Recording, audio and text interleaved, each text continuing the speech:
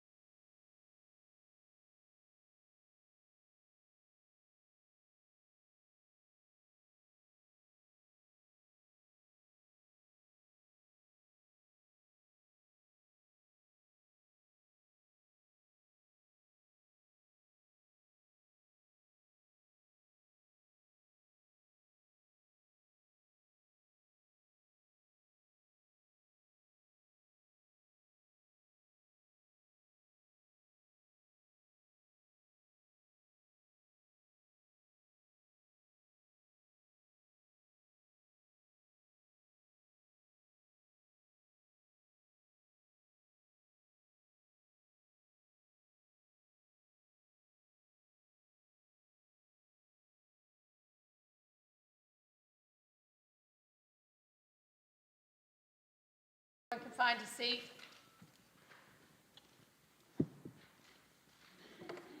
I'd like to start by calling the meeting officially started at 7:15.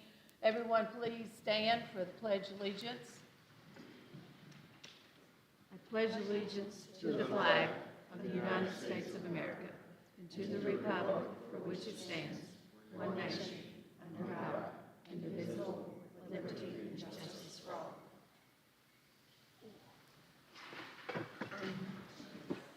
Thank you. I would like to open the meeting up to ask for nominations for a temporary chairperson at this time.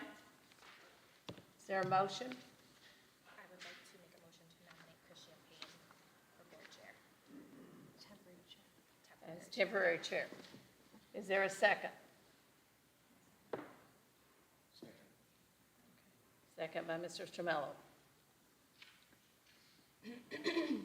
Are there any other nominations? Okay. All in support of a temporary chairperson to be Chris Champagne? Please signify by raising your right hand. Thank you.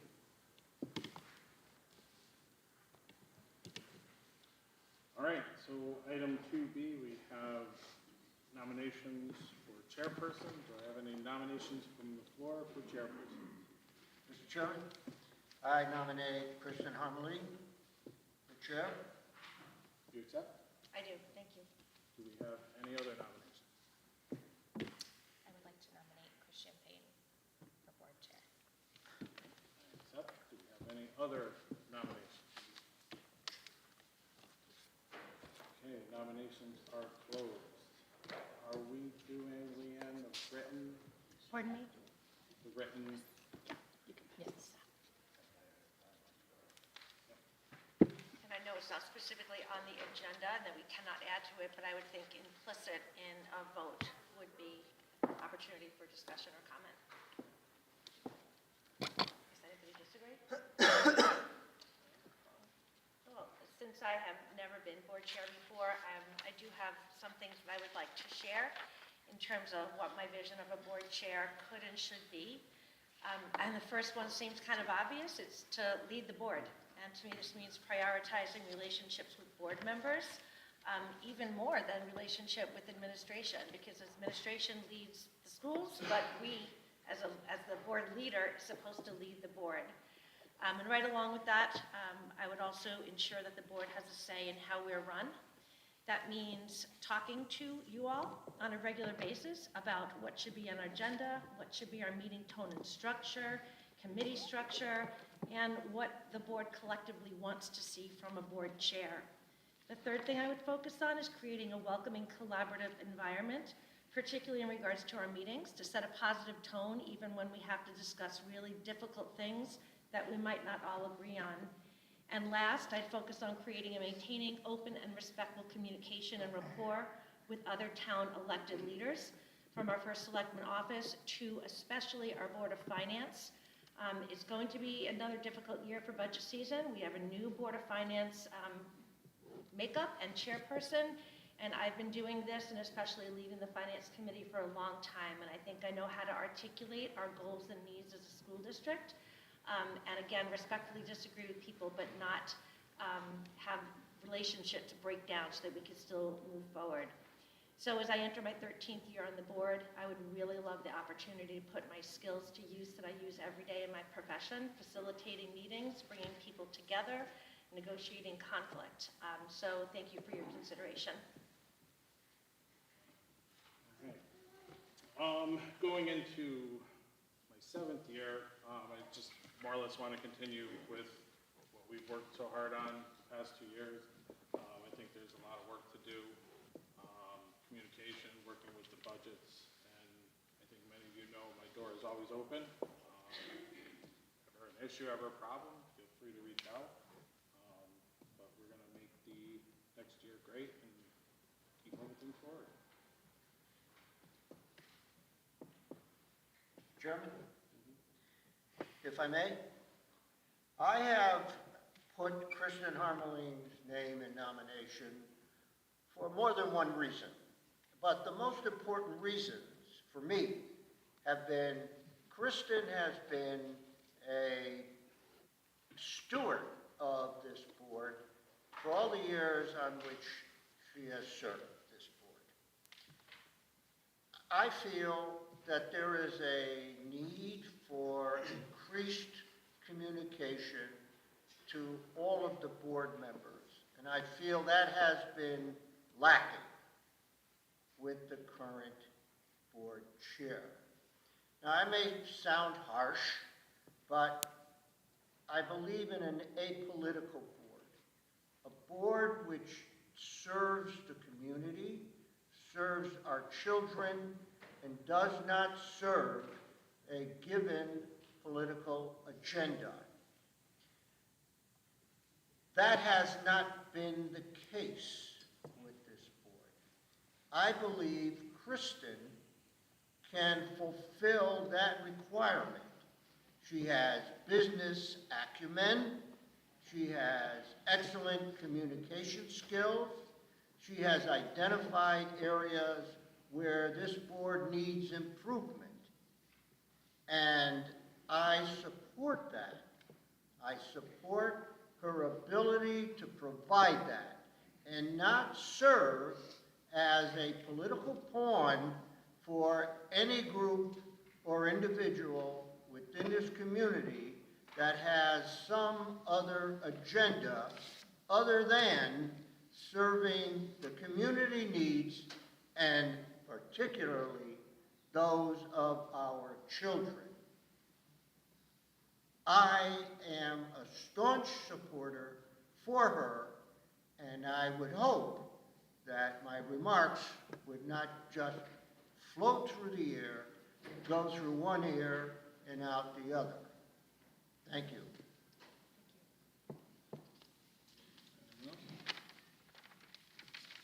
All right, just remember, even though this is a written, we have to put both our names and our vote on the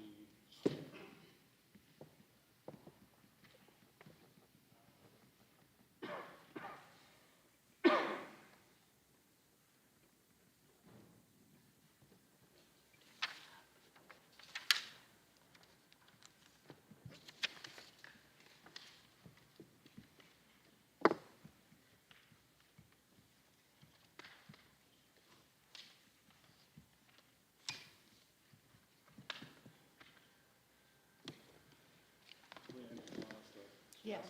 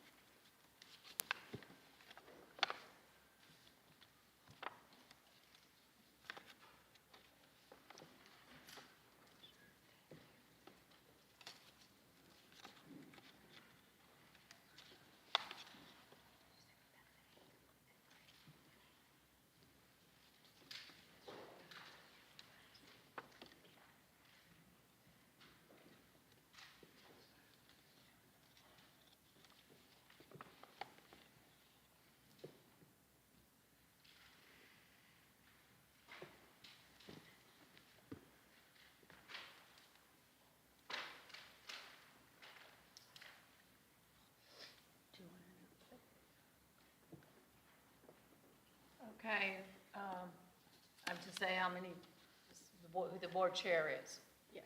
and I don't have to say the number of votes. I think you do. I do. it all goes in the minutes, right? Right, it has to be reflected. Okay. Chris Champagne has 6 votes, and Kristen Harmley has 3 votes. All right, thank you, and thank you for everybody for your support. We will move on to item 2C, vice chairperson. Do we have any nominations on the floor for vice chair? Mr. Chairman, Go ahead. I nominate Kristen Harmeling for vice chair. And I accept. Do we have any other nominations? I would like to nominate Mrs. Bruno for vice chair.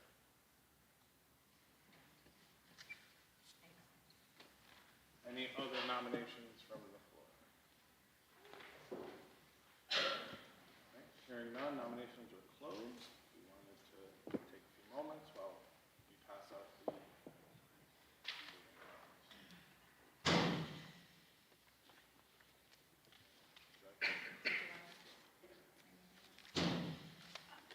I mean, I would just restate all of.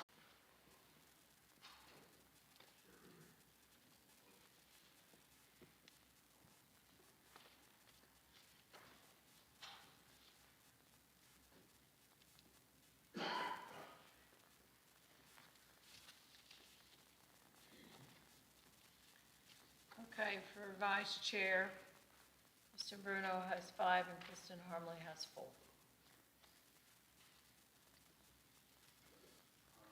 And the exact voting will be in the minutes? Yes. Who voted for whom? Thank you. Yes, must be reflected in the minutes. All right, and then finally, item 2D, we have secretary. Any nominations on the floor for secretary? I'd like to nominate Stephen Bohuniak as Secretary for the Board of Education. Any other nominations? I'd like to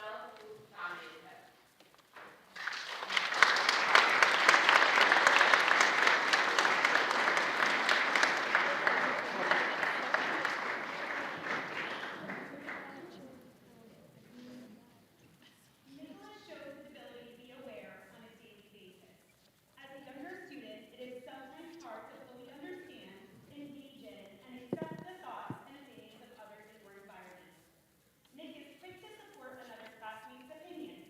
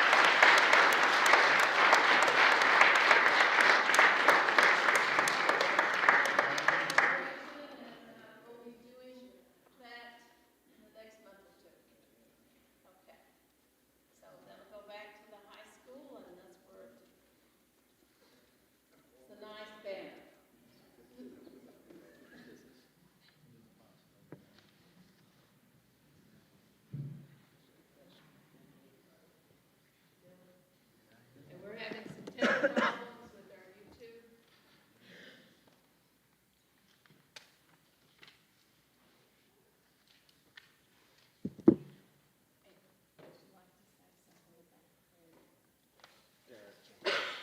Derek, did you need a minute, or are we good? No, we're good? All right, and then item 2B2, Fred Kershaw is a middle school custodian that's going to be retiring. I don't Yeah, believe he's not here tonight. He happens to be away tonight, couldn't make this.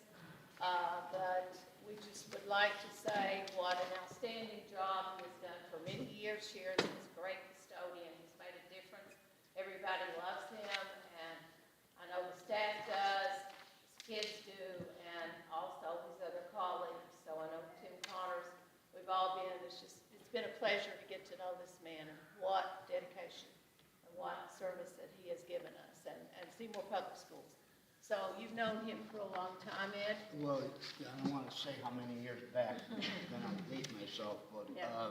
I've known Mr. Kershaw way back from growing up in Ansonia and before he came and moved into Seymour.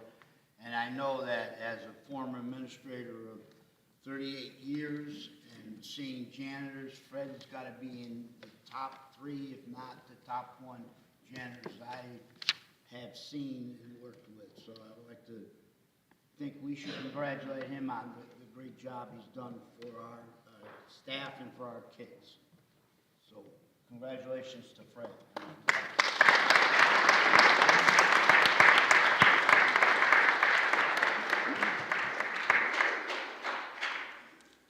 Let those go that would want to go at this time.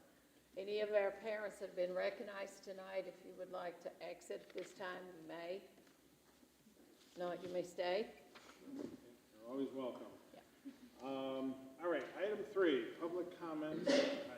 I'm seeing a lot of folks here, so I'm just going to kind of paraphrase what's in the public comment piece of our agenda. It's the opportunity for the public to make a comment. It's not a direct dialogue between the board and the public. Based on what we hear, the chairman, if able to answer some of the questions, may do so under his comments. Please be aware that we don't discuss personnel matters. With so many people here, we are going to stick to the 3 minutes, and I've asked Mrs. Bruno to kind of keep me honest with the time checking. And any public that wants to make a comment, just please state your name and address for the record. And with that, Where y'all want me to stand, here or there? wherever we can hear you. All right. My name's Tim Static, 12 William Lane. I attended Seymour High School where I played 4 years of football, and I am also the chair of the Wildcat Sports Conference Committee. If you're not familiar with our committee, we're a group of residents that decided to get together to raise money to better our athletic facilities at the high school. The committee was able to raise enough money through donations to provide the campus with a new speaker system, new permanent bathrooms, and refurbished tennis courts. We also assisted the town with the purchase of new LED lighting for the football/soccer field, practice field, tennis courts, and all these improvements total $600,000. Right around week 3 of the football season, we started to put our brakes on, seeing the weekly display on the field and hearing what was mishandled or mismanaged during the week has become a constant conversation around town. It's come to the point where individuals that I knew we could count on to provide us with donations to our cause were suddenly second-guessing it. While seeking support for our program, none of our committee members should be faced with having to defend actions that clearly are not Seymour football. We started to ask ourselves, why are we even doing this? It's unfortunate that the parents of kids coming into Seymour High School that want to play football are exploring different options. Currently, I'm in the same boat.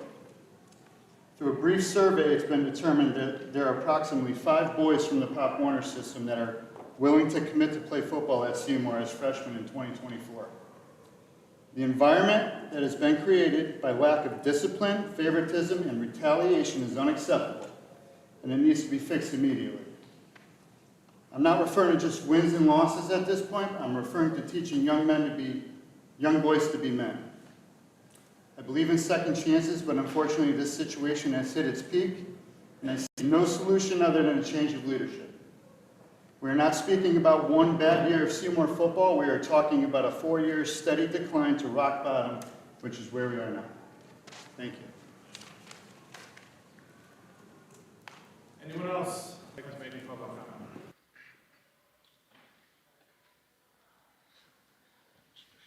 Paul Sonheimer, 25 Falcon Drive, Seymour. I always thought of football as a tool that young men, student athletes could use to go on to college. More so, young men who learn discipline, accountability, punctuality, respect, be able to handle constructive criticism. All of these things would help these young men go on long after high school to be productive parts of society. Unfortunately, the public has paid to go to games and watch sidelines where players are arguing with each other, arguing with coaches, throwing helmets, throwing water bottles. Paying attention to people in the stands instead of watching their fellow players on the field. They're more concerned about what's going on in the stands.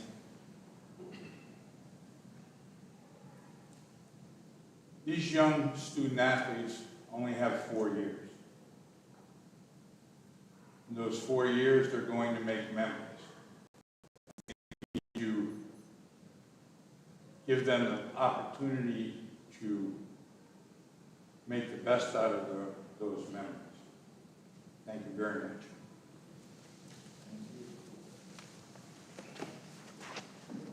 Anyone else from the public? Like to make a comment?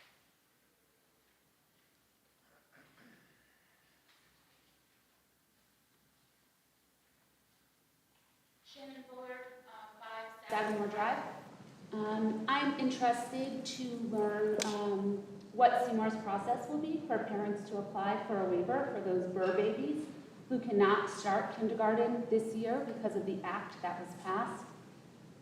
Specifically, what will be looked at in the assessment that's done, what assessment tool we'll be using. Will there be a social emotional component that will be tested? And what about our children with identified special needs who are currently receiving services? What will their testing look like?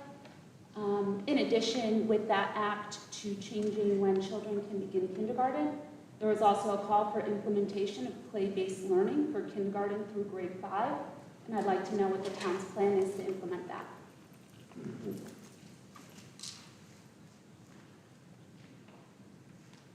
Thank you. Anyone else for a public comment?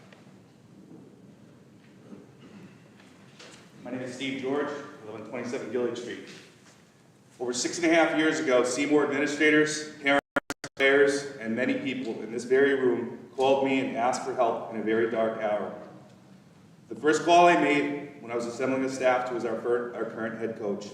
He's knowledgeable, kind, hardworking man. Knowing that my son would soon come through the program, I was extremely happy with the leadership the board had selected. Spending 5 years as his assistant has been a pleasure. We've had 5 successful seasons, including mine, where there has been minimal negativity and many positive events that can be seen by the many people here in support of our leader. He teaches our kids the value of hard work, commitment, and inspires our players to excel. It pains me to see a small minority of people smear the name of a good man. To say the least, the season was challenging. In 25 years of coaching, this was by far the most difficult. We had challenges at every corner, whether it was 2-hour rain delay week 1, difficult losses to NBL rivals, player suspensions, injuries, and off-field problems. Our leader handled every situation with great attention and sought out the support of the administration to try and solve these difficult problems. It was a rare occasion to come to practice and not see him in some sort of meeting with a parent, a player, or an administrator. These are the things the average spectator doesn't see. Since when did the Board of Education meeting become a platform for angry people to grieve their complaints about how many carries a player gets, or what position they're playing, or even postseason awards? If we allow this kind of public humiliation of a coach to continue, who will want to coach our kids, and when will it end? This town, like many, are already having difficulty finding coaches to fill positions. Should parents come to Board of Ed meetings to complain about being cut from a team, or how about wins and losses?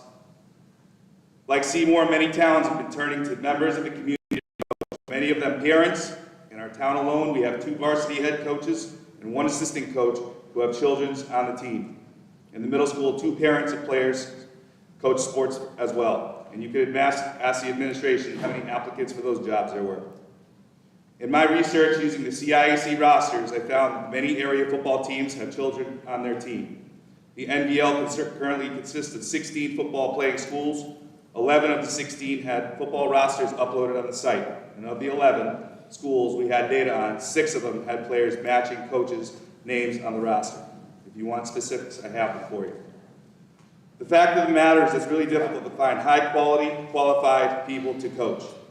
To make it worse, having an open platform at a game or Board of Education meeting for fans to embarrass or demean coaches can only make the matter worse, or inside the game or postseason.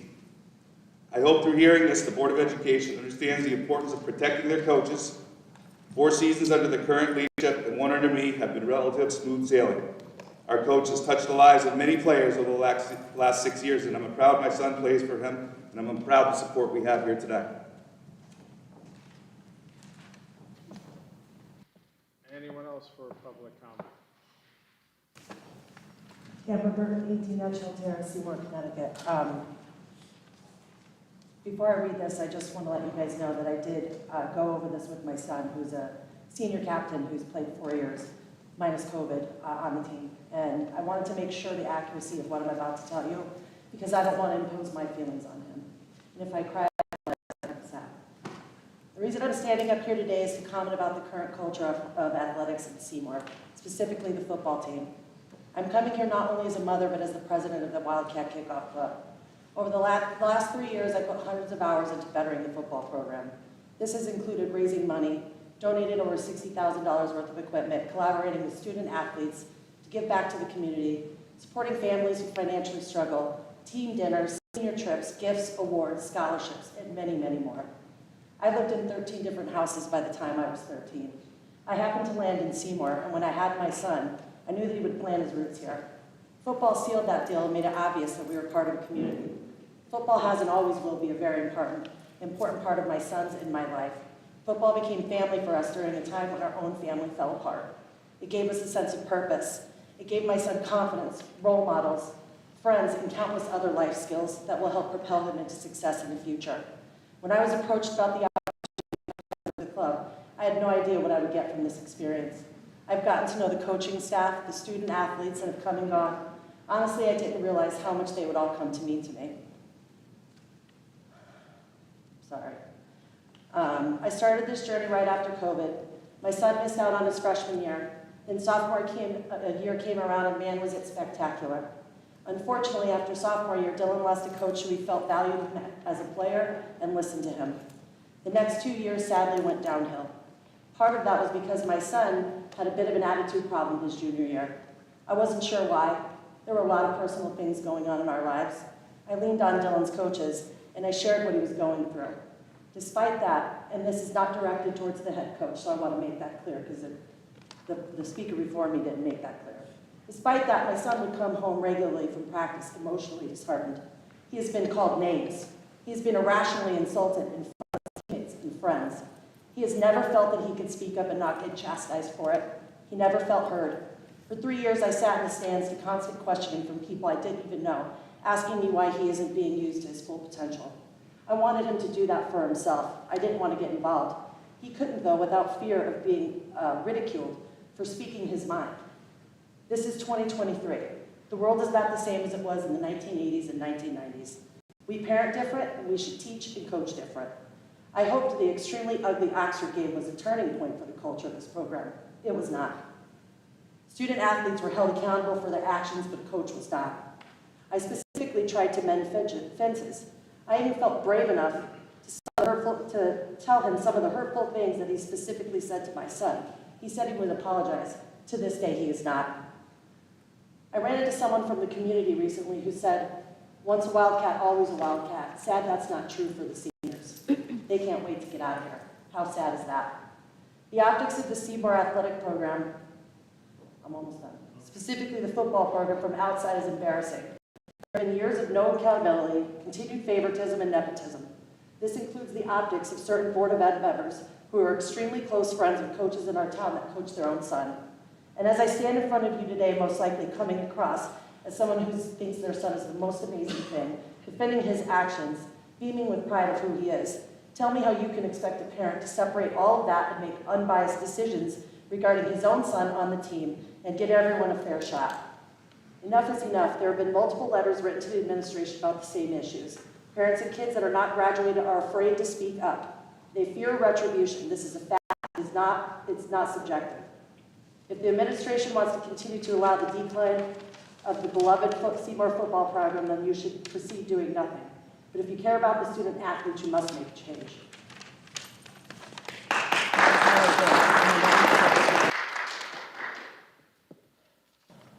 Philip Fioretti, Seymour High School class of 2020.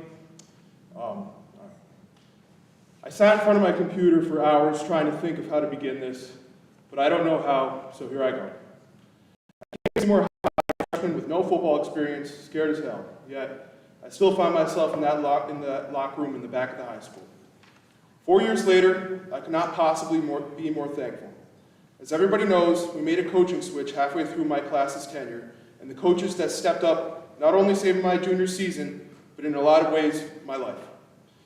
I don't talk about this often because it's very personal for me, but with these men's characters being called into question, I have no choice.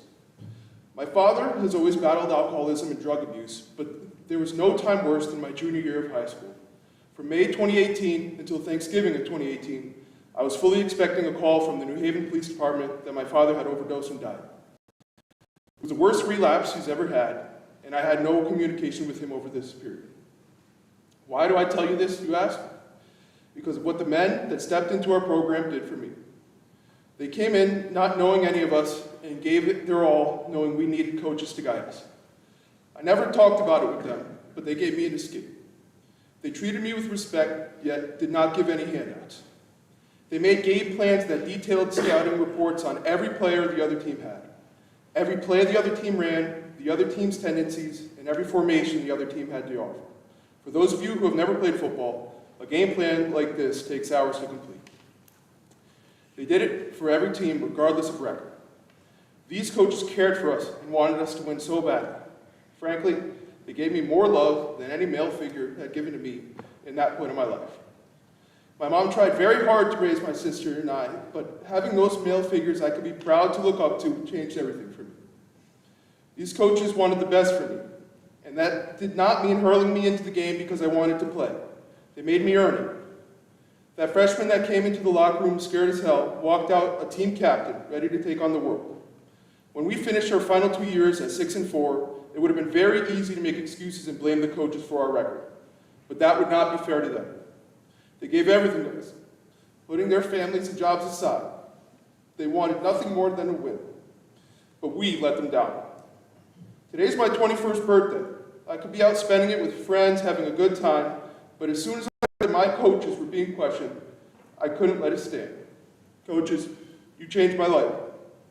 I hope you guys are proud to call me one of your captains.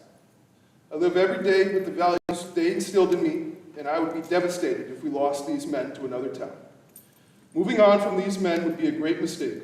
The results on the field may not be perfect. However, I know for damn sure these coaches strive for perfection. Coaches, I know you gave us everything you had. You changed my life, and I'll be forever indebted. I hope this town gives you the chance to change another.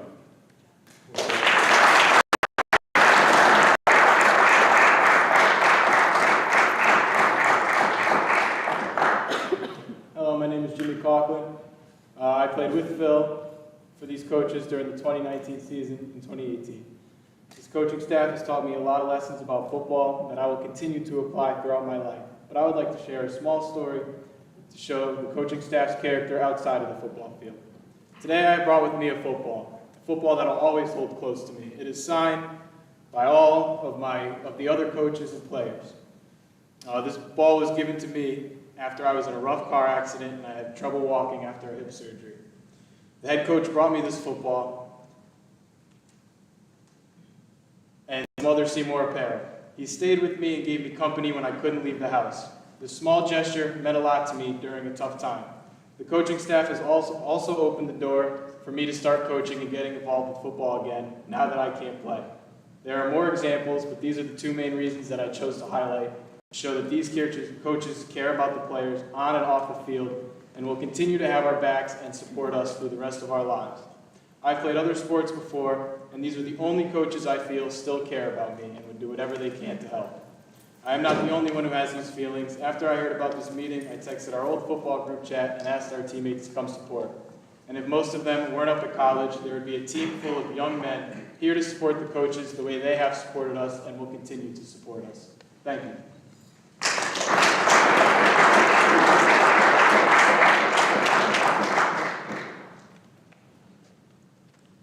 I'm nervous. I'm Laura George at 27 Gilliard Street. Imagine watching your child at a football game, having success and of course some failures, and other parents taunting your son or husband. What would you do in that situation? Confront the parents? Ask a school official to talk to them? Sit quietly annoyed? It's tough to know how to handle that situation, but I have experienced it. It could have gotten much uglier. These incidents are growing. Watching adults get unruly at professional sporting events and berating others is disappointing but tolerable. When our kids are the ones on the field, it's unacceptable. Today, parents are often referred to as being over-involved, overproductive, overprotective, having high expectations, constantly on their children to perform, and acting as a parent coach. This is leading parents to act inappropriately at their child's sports events. This season, we saw an increase in poor parent behavior, such as shouting criticism, abusive comments to others, social media bullying, and lack of encouragement and support for both players and coaches. What is being done to stop the abusive behavior of parents toward coaches and players? They're not entitled to be obnoxious at their kids' games, regardless of how they feel about what is happening on the field or court. My 6-year-old started crying at my 10-year-old daughter's basketball game yesterday because the father next to us kept screaming rudely at the players and the refs. Just because it's happening everywhere doesn't mean we should ignore it. It has to stop. People are entitled to their opinions, but many parents are not acting within the CIAC Class Act school guidelines.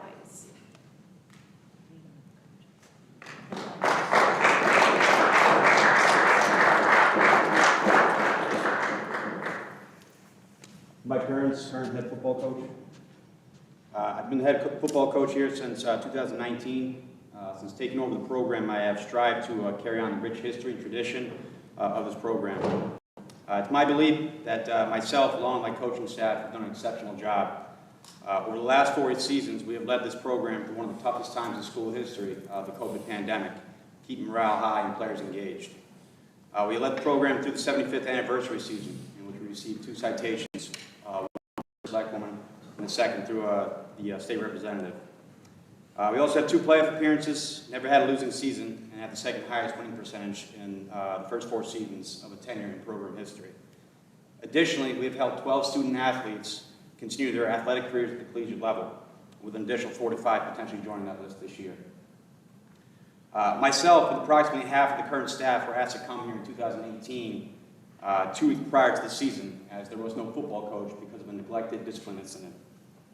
It's been a continuing goal of ours to work diligently with the athletic department, the athletic directors, and other administrative personnel to ensure that all discipline incidents are acknowledged and appropriately addressed. Each member of the program and their parent signed a code of conduct policy firmly outlining the rules of the program. Over the first 34 games since I've been the head coach, we only had 2 major discipline issues, both resulting in suspensions. The last 8 games, however, were an anomaly. an outlier in which we had 10 suspensions and 3 expulsions from the program.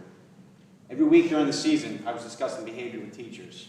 I was in constant contact with the athletic directors and administration to discuss discipline and take heed of their counsel. Discipline and culture are paramount to the program's success. Each year we remind the student athletes that they represent the school, the program, their teammates, their families, and themselves. I have great pride in the Seymour Wildcat football program, and it's been an honor and privilege to lead the program over the last 5 years. And I believe when we look at the last 5 years in total, that this coaching staff are the right individuals to continue leading the great young student athletes that don the Seymour blue and gold every fall. Thank you for your support, and thank everyone who came out tonight. Thank you.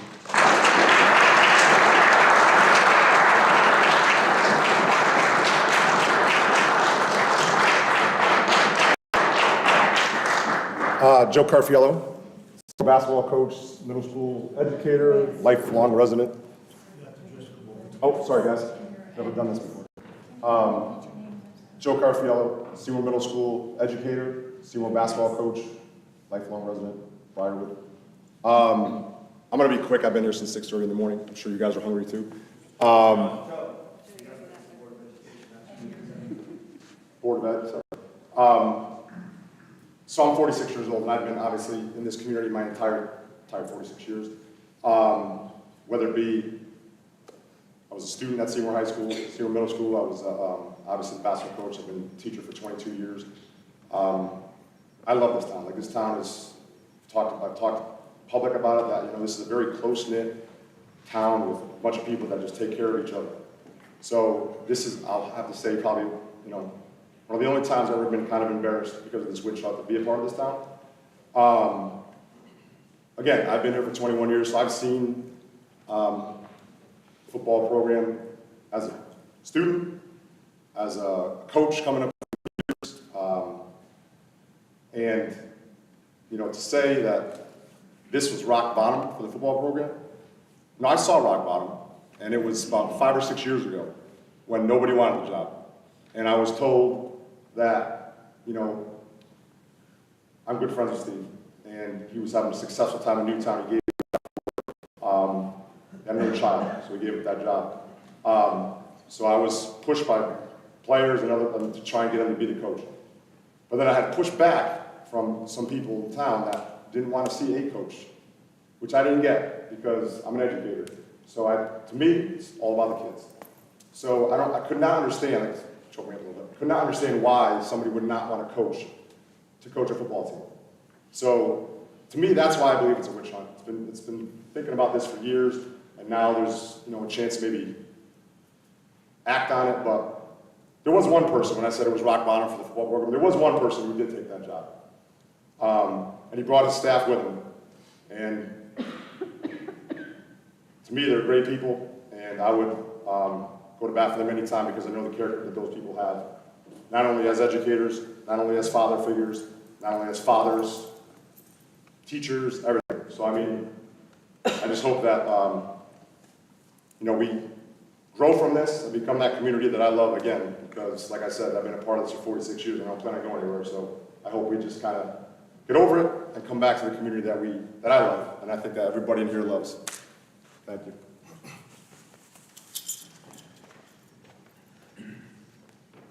Anyone else for public comment?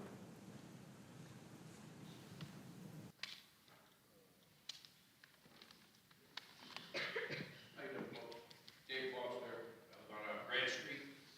I've had 3 kids go through the program since 1996. My oldest is 30. He went through Pop Warner. You might remember Sean Foster. He played under coaches. And my son, Cody, who's a freshman this year. Sorry. Cody is not his brother. He's a minimal player. But when he comes home and he's disappointed about things that did or did not happen on the field, he's always asked, what did you do? What questions did you not ask? What effort did you not put into? And I do not remember when he's responded that the coaches did not support or try to help him. I will tell you a short story of a time when Sean was at Pop Warner, and Mr. Lester and myself coached winter football and also U14. I did for Derby that year. I asked a coach that was in Seymour, because I've never coached before, how do you reach these kids? And he said to me, Dave, it's very simple. He said, as a coach, it's your job to know your players. Some kids need a kick in the butt. Some kids need an arm around their shoulder. Some kids need both. It's your job to realize what they need and educate them and get them through that.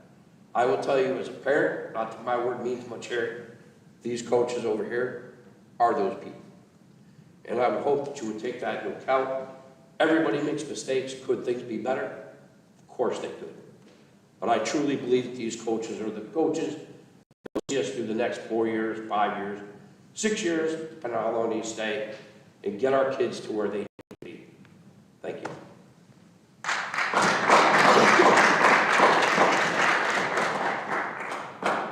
right, anyone else for public comment?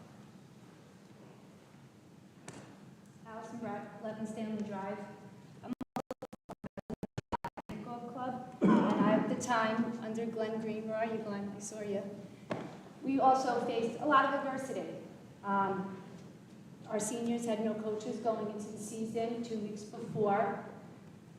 And we also, unfortunately, were dealing with legal action with family members that decided to take all the Wildcat Kickball Club money and spend it on their own. So here we have no coaches, no money, and what are we going to do? Unfortunately, we were very lucky to have 5 core coaches that are still in our program right now to step up and help our kids. And I had to be the one to tell them we have no money. But don't worry, we're going to get through it because that's what we do, right? These challenges, we face them, we move on. Now, I'm not saying everything's perfect in this day and age because it's not. And every day we face adversity. However, when you take a look at a program in 2019 and where these coaches have taken us in a program, I think that's the important things we need to start looking at. Under their direction, we found lineman camps, we found passing leads. I had a child, my own, who went through the system of football, and he came home every week and said to me, I have to know every position on the line, offense and defense, because that's my role. And he loved it. He felt needed, he felt supported. And to this day, as a college athlete, yes, he doesn't play football, he plays baseball, however, he still has a mentor and a friend. And I think that speaks more volumes than anything else. I also think when we talk about Seymour, we talk about our pride in our community and what we do as a community. Under the direction of these coaches, we went through COVID as a unit, as a team, as one. And when I say one, I mean the board and then and the amazing families and parents that we had. We did fundraisers to help the emergency crew in the hospitals who were going through COVID. They stood outside my house collecting goods from family members. We put teams together and we were part of the Seymour Christmas Parade because it's important to them to give back to the community, and that's what they instilled in our kids. And I think that should not go unnoticed.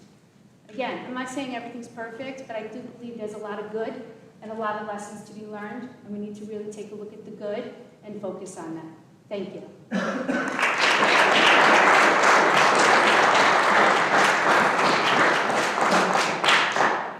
Anyone else for public comment?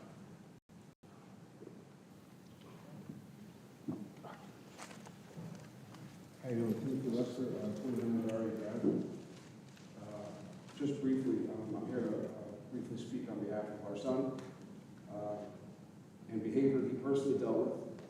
He was suspended this year for a code of conduct rule, a violation, a rule that was broken almost every day that he attended practice or games over the last 3 years by staff and players.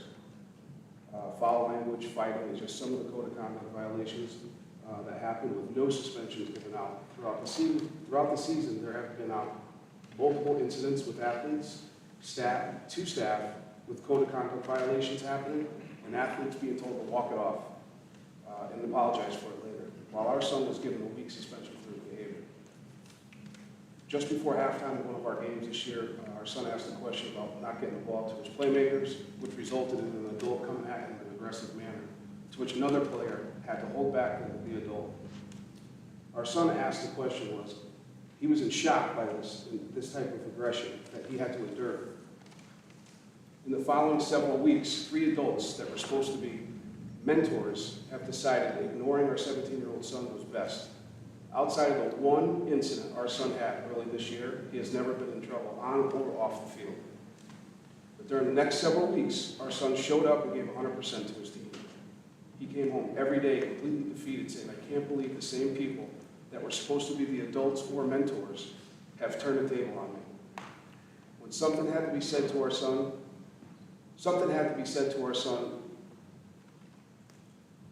when something had to be said to our son, they would say to another athlete on the team, "Hey, go tell your running back to do X, Y, and Z." He was amazed at this continued and what I consider bullying behavior towards him. Lastly, I just ask the powers that be consider a change moving forward for the sake of the program. They've been on a steady decline over the last few years. I just think it's fair for the kids. It's time to move on.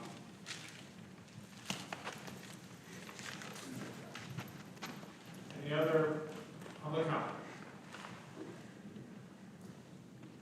Second call for public comment.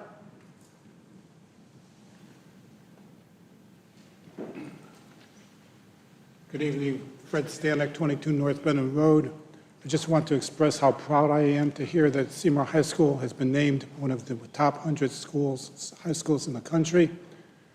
And I also want to congratulate Paul Lucky on his award, his designation as Assistant High School Principal by the Connecticut Association of Schools. I'm so proud of Seymour High School and Mr. Lucky. As a graduate of Seymour High School, I've always advocated for the high school. I will continue to advocate for the high school. That's not to say everything is perfect, and we have to continually work to make the school better, and we will continue to do so. I want to express my appreciation and excitement to the administration, and the students of Seymour High School, and the staff. That's all I have to say. Thank you.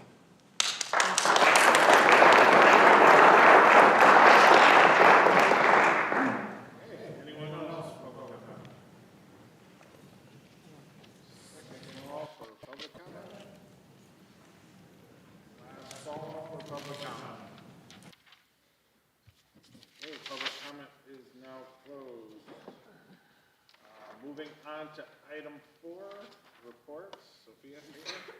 Okay, so starting off with National Honor Society, they will be hosting a movie night featuring the movie Elf on December 15th at 6 p.m. in the auditorium. We're going to be having a popcorn machine, cotton candy machine, hot chocolate, and baked goods available for $1. I don't want to not hear it. Very good.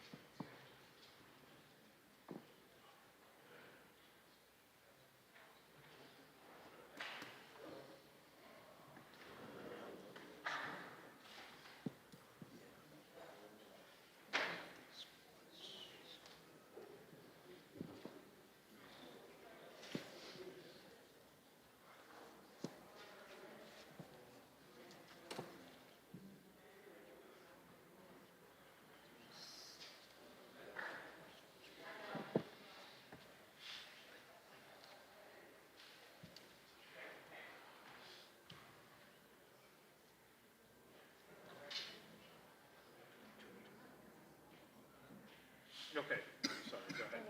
Okay, so National Honor Society is also in the works of planning a winter semi-formal, the snowball dance for Saturday, January 20th. This is the perfect time to kick off the second semester, and hopefully the gym will be complete, but if not, they're planning to host it in the cafeteria, and they will be reaching out to parents to help turn the space into a winter wonderland. They are also in the works of kicking off Triple H, which is the half-hour homework, so every Thursday, National Honor Society students are going to meet in Ms. Chacon's room and mentor students or help them with homework or study, and they plan to expand this into the middle school as it gets more time with it. And then lastly, the National Honor Society is sponsoring 3 Children in Need for Christmas and will be purchasing clothes and toys to help brighten their Christmas morning.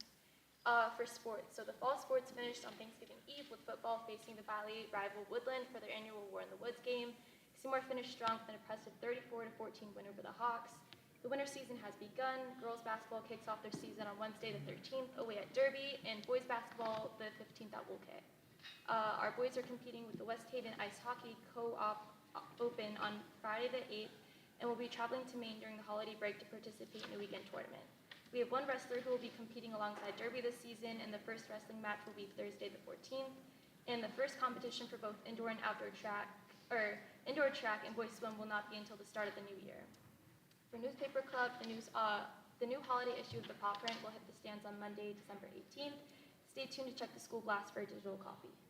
And then the Student Council had a successful food drive for Thanksgiving, and the seniors won, having collected the most food. The food was donated to the Seymour Oxford Food Bank on the 29th of November. And then this Thursday, we plan to meet to figure out the themes for Spirit Week that will take place leading up to winter break. Hope Club worked with Student Council to make fleece blankets for local shelters, which was very successful. And then the Yearbook Club has continued working on putting together fall events and sports pages for the first yearbook deadline. Art Club students have been working on painting landscapes such as Bob Ross. Their works are coming along quite well, and we're looking forward to seeing their next art endeavor. The Spanish Club is planning to make Spanish cookies. Members have to research what cookies are typical from Spanish countries, and they will be making them next week. FBLA, which is Future Business Leaders of America, is preparing for our conference in spring, such as picking events, making study guides, preparing speeches, and or role plays for certain events. Chemistry Club has their first lab occurring on the 13th, Wednesday, and will continue assisting our chemistry teachers, Mr. Zappatello and Mr. Ravina, in preparing things such as solutions and other things they require for their honors chemistry, basic chemistry, and AP chemistry classes. And then finally, a new club, the D&D Club, has had 2 meetings so far and are working on creating mini campaigns along with preparing characters to expand students' creative freedom. And that's it. Any questions for our student reps? No? Yeah, the tutoring program, can you explain that a little bit more? Yeah. And what I'm, I'd like to know about is at all levels, because I heard you talk about the high levels, you know, because again, worrying about people's images and if it's going to be just for the kids that are not that smart. No, you so know, that kind of stuff. Yeah, so it's through National Honor Society. So students that are a part of it can sign up to have time and volunteer for 30 minutes after school, Thursdays, in Mr. Cohn's room. And anyone any grade level, whatever class, any subject, they can sign up for help and meet with that student partner for 30 minutes. And that student that's in National Honor Society will help them with whatever they need during that period. We might be extending it depending on how well it turns out to an hour, but right now we're starting off with 30 minutes. And then hopefully once it's successful in just Seymour High School, we'll hopefully branch out to the middle school and help students here. Very good, thank you. You're welcome. Good job, both of you. All right, any other questions? All right, thank you, ladies. Moving on to item 4B, we have the school improvement plan for our middle school.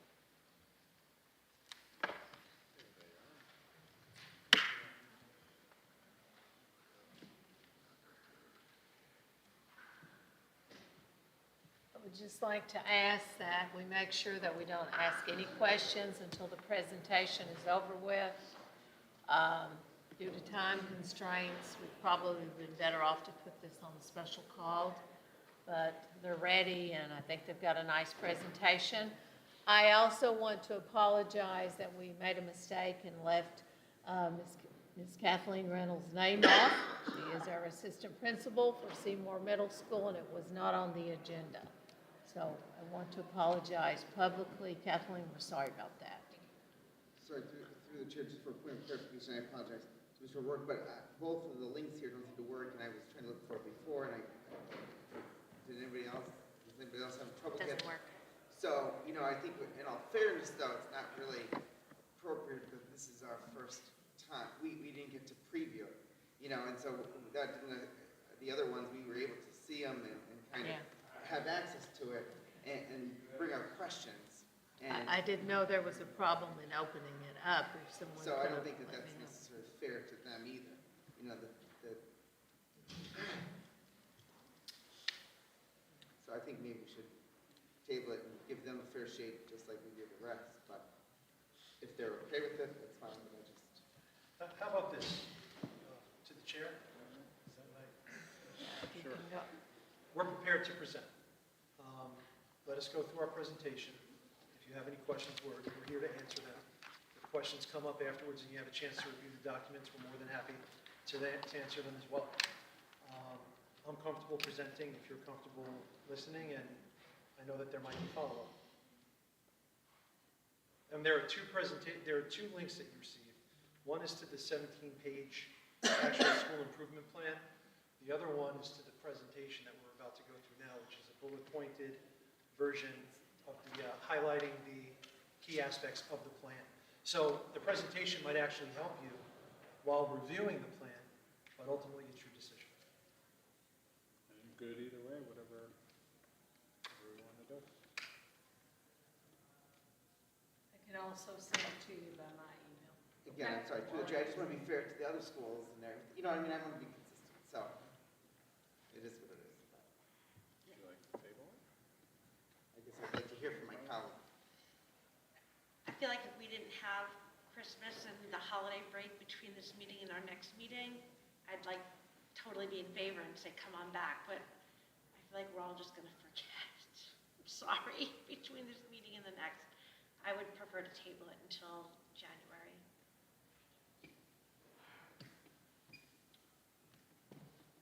So please consider that a motion.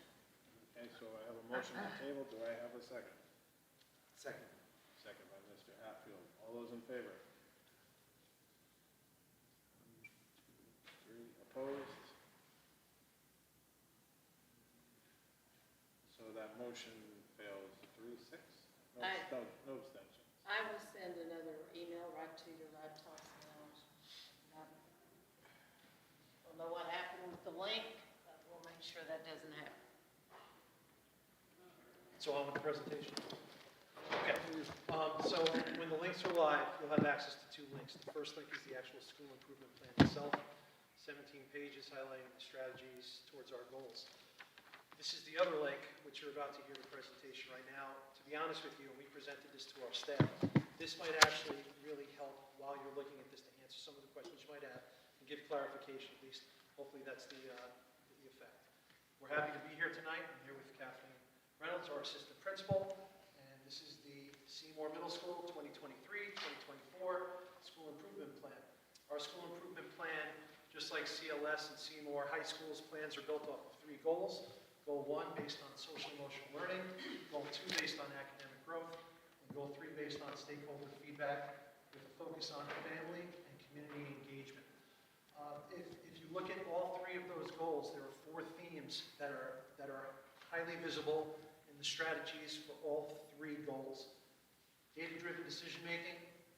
Seymour Middle School is a building which relies upon the use of data in making decisions, both when it comes to academic outcomes and social emotional outcomes.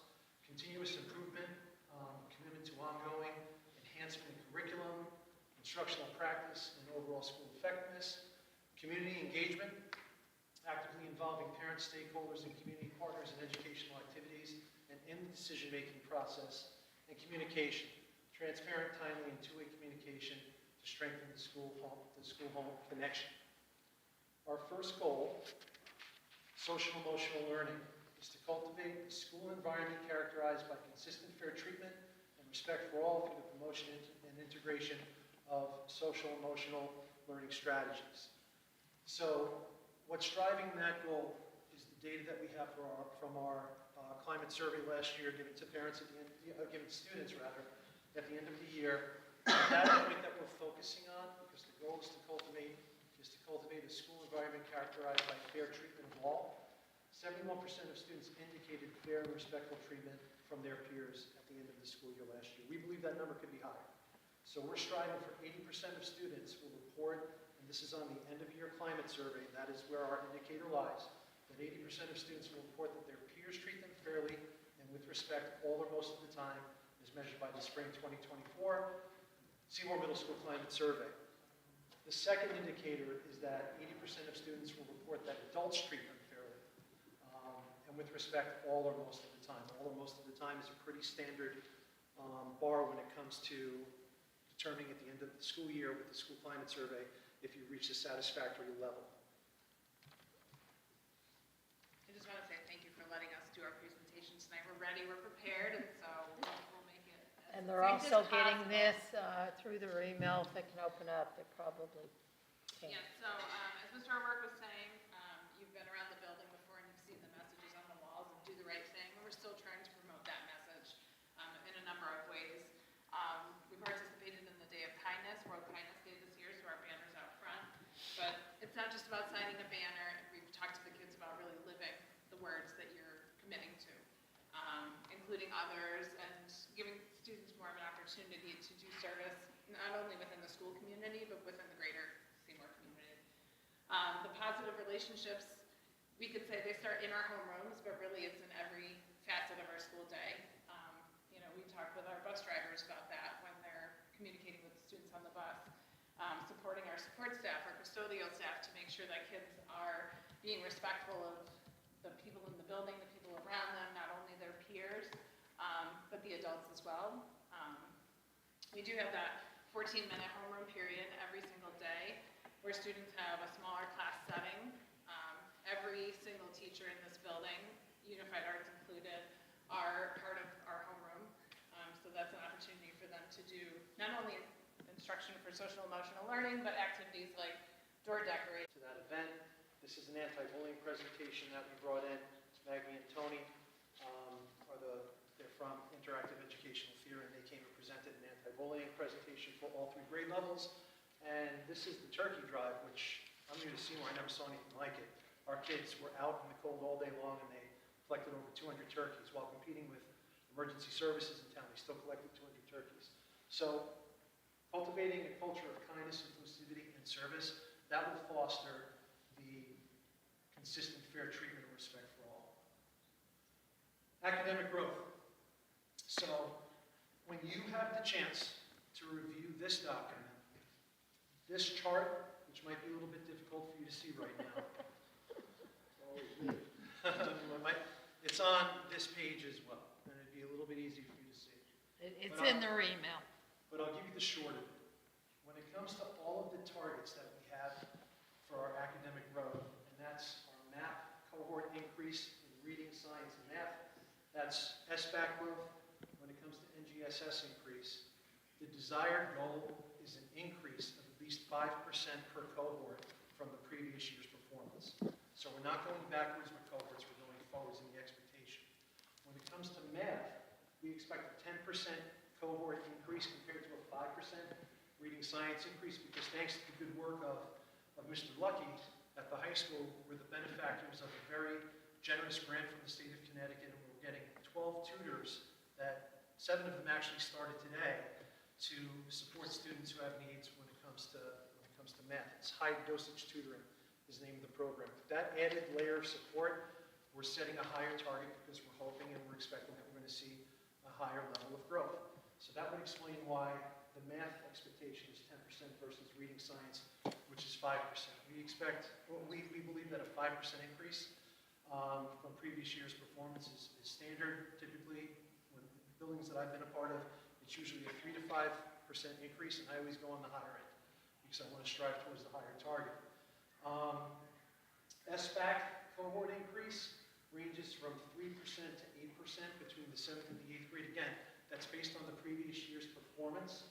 The 6th grade, and I'm going to mention this, the 6th grade, we want the 6th grade to maintain the performance levels that they had as 5th graders, because there's a known jump in the standards, and state averages always go down between 10 to 12 points at the state level when it comes to performance level on 6th grade SBAC scores. We want to maintain, so we're not accepting the drop. We're going to maintain. We're not looking for the growth in terms of overall performance. We want to maintain where we are. NGSS, our 8th grade science scores, we want to grow by 4%. Our science scores are very strong at Seymour Middle School.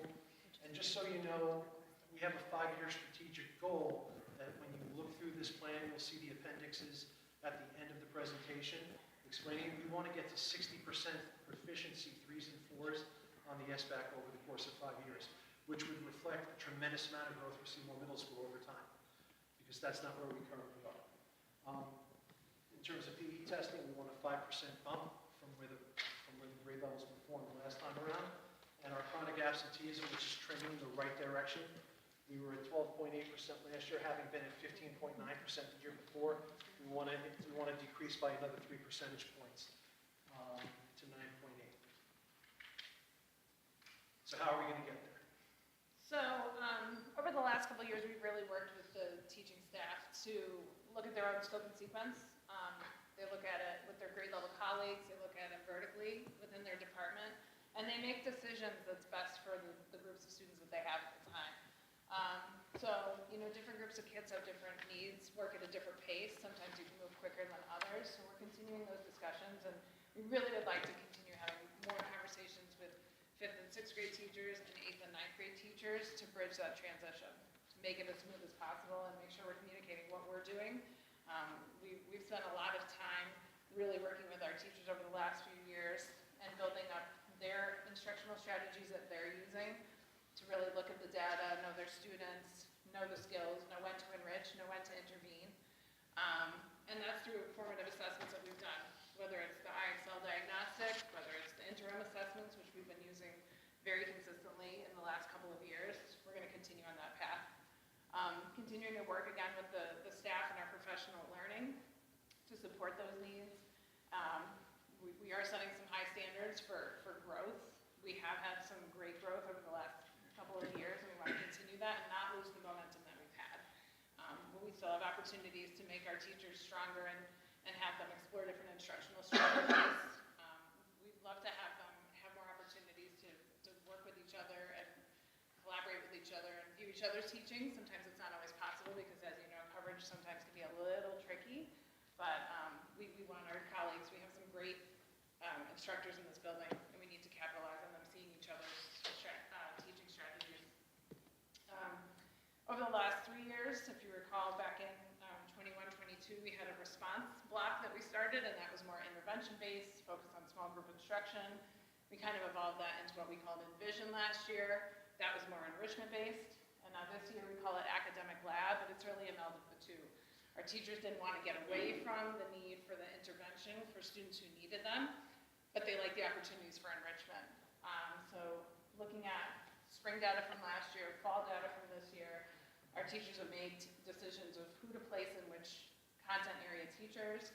At the second half of the year, once we have a next round of map data, we then look at it and say, okay, you know, these students really benefited from being with the math teacher because that's what they needed then, but they could also use to be with the language arts teacher for the second half of the year. So just constant look at the data and supporting our students, and our students knowing where they are, what they need, and how much they need to grow. We've seen a lot more pride in that over the last couple of years where the students really are very aware of the growth they need to make and take greater ownership of it.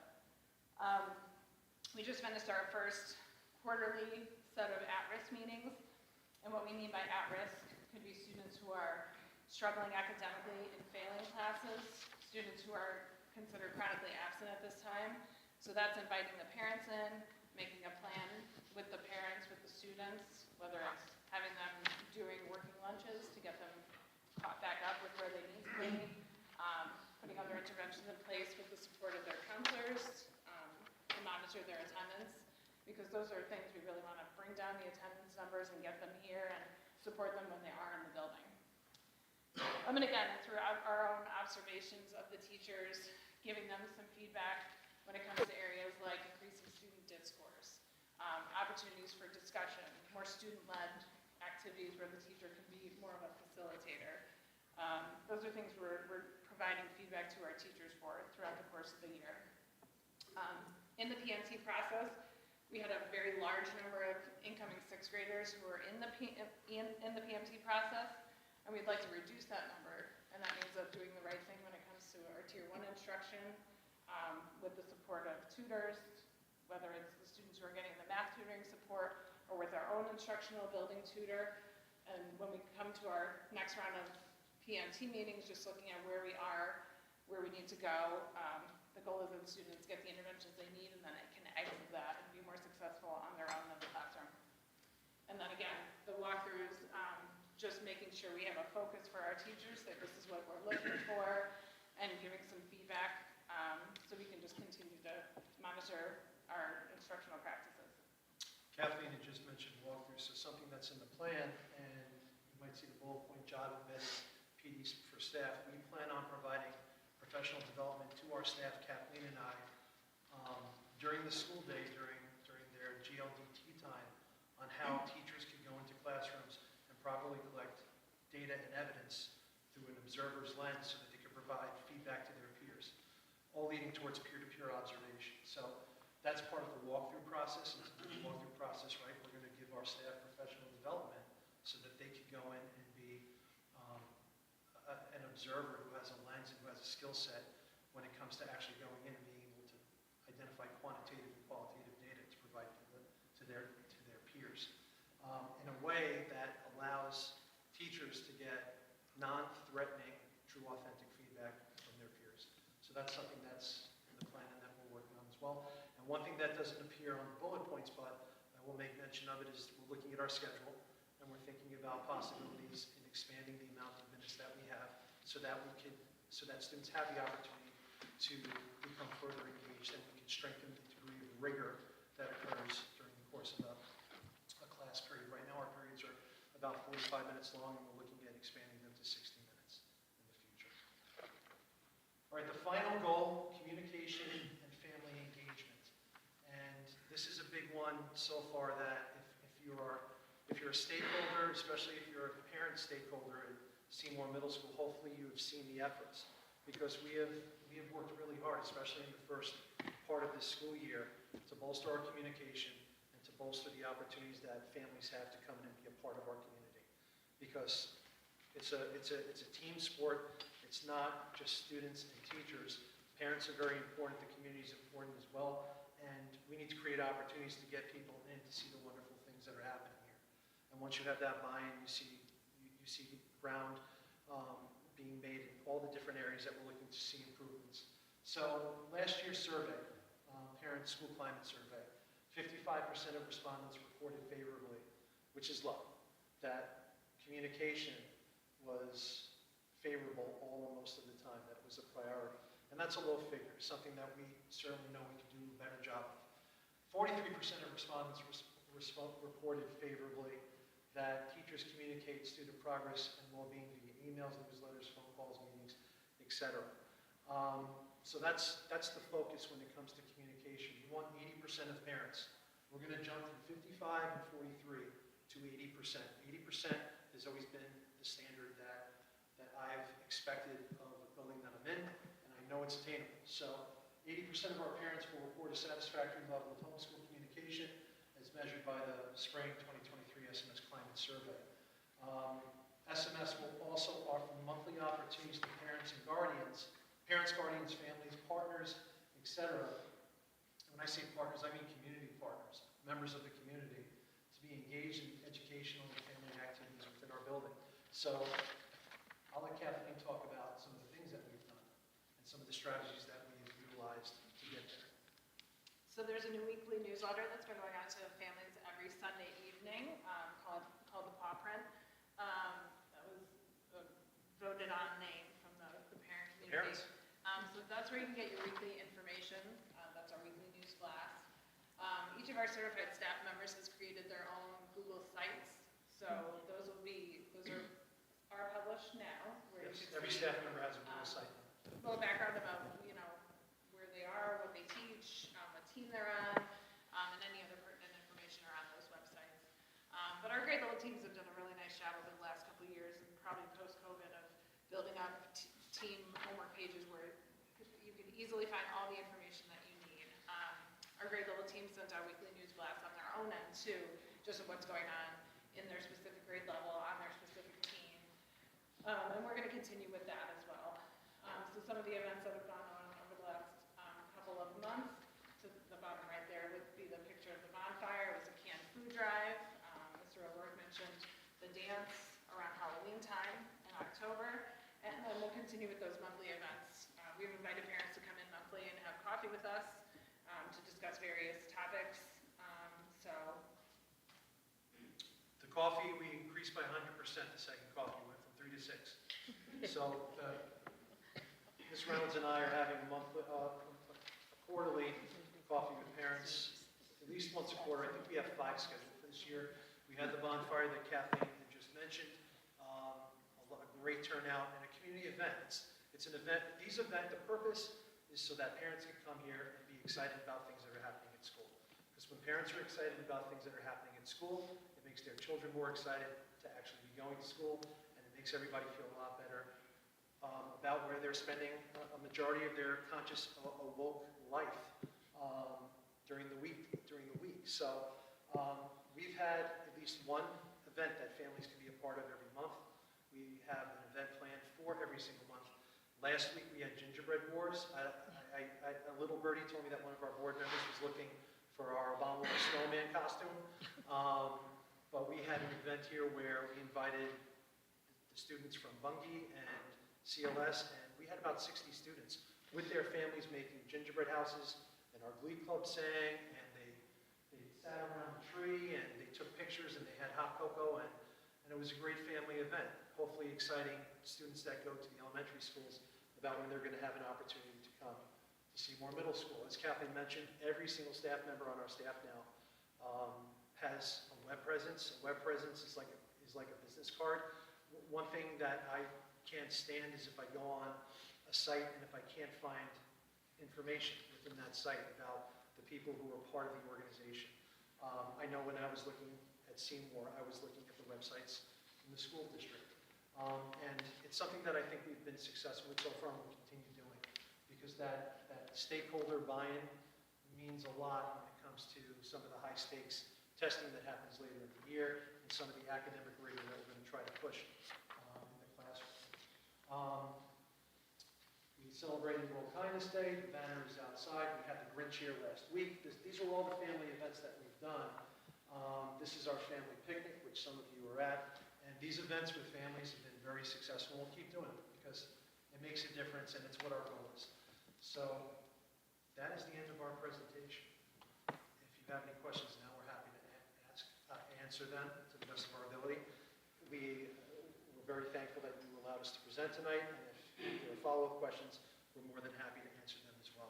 And again, you have full access to both the slideshow and the full school improvement plan. We'll have to send it out again. I sent it through the email, but they're still having trouble with opening it up. So we'll make sure tomorrow that they get this again. Sure. Okay. I have They don't one have comment. access, so I'm going to make sure. One question. Not to shortchange you guys, just like I've said to Chatfield and the high school, I would really like to see a staff survey. Same questions across all of the schools. Just get a pulse of how they're feeling. And then I don't know if it's in the pamphlet, but do we know how we did with versus 22, 23 targets? It's in there. It's in the Was data it in the sheet. red that we couldn't see? The red is what the projections are. The red, so when you look at the projections, the number in parentheses is the increase for that cohort. So you'll see an increase for every cohort data point, except for 6th grade SBAC reading and math, and that's because of the standards jump. And just so you know, we do routinely survey our staff as well to get their input and their feedback. That's all part of the process. It didn't make it into the presentation, but they were surveyed for the input regarding this plan, and they'll continue to be throughout the course of the year. Anyone have questions? Mr. Hall? Yeah, I have enough questions that I think would keep you here for another hour, but for the sake of brevity, I'll try to condense it. When you do one of these presentations, number one, I would appreciate if we could put that screen here and we could turn our chairs, but yet give the audience an opportunity to see what's on the screen. That's a logistical consideration. All right. Having said that, I want you to identify for me, whom do you see are community partners? Whom do I see as community partners? Emergency services, government, businesses, everybody that serves the community. And How has a do you stakeholder. engage them? Because that was on your screen. How do you engage them? Well, we invite them in. First Select Woman has been to a couple of events in our building so far this year. She was at the Kindness Day celebration. She came to our Veterans Day celebration. One of the plans for later in the year is to have the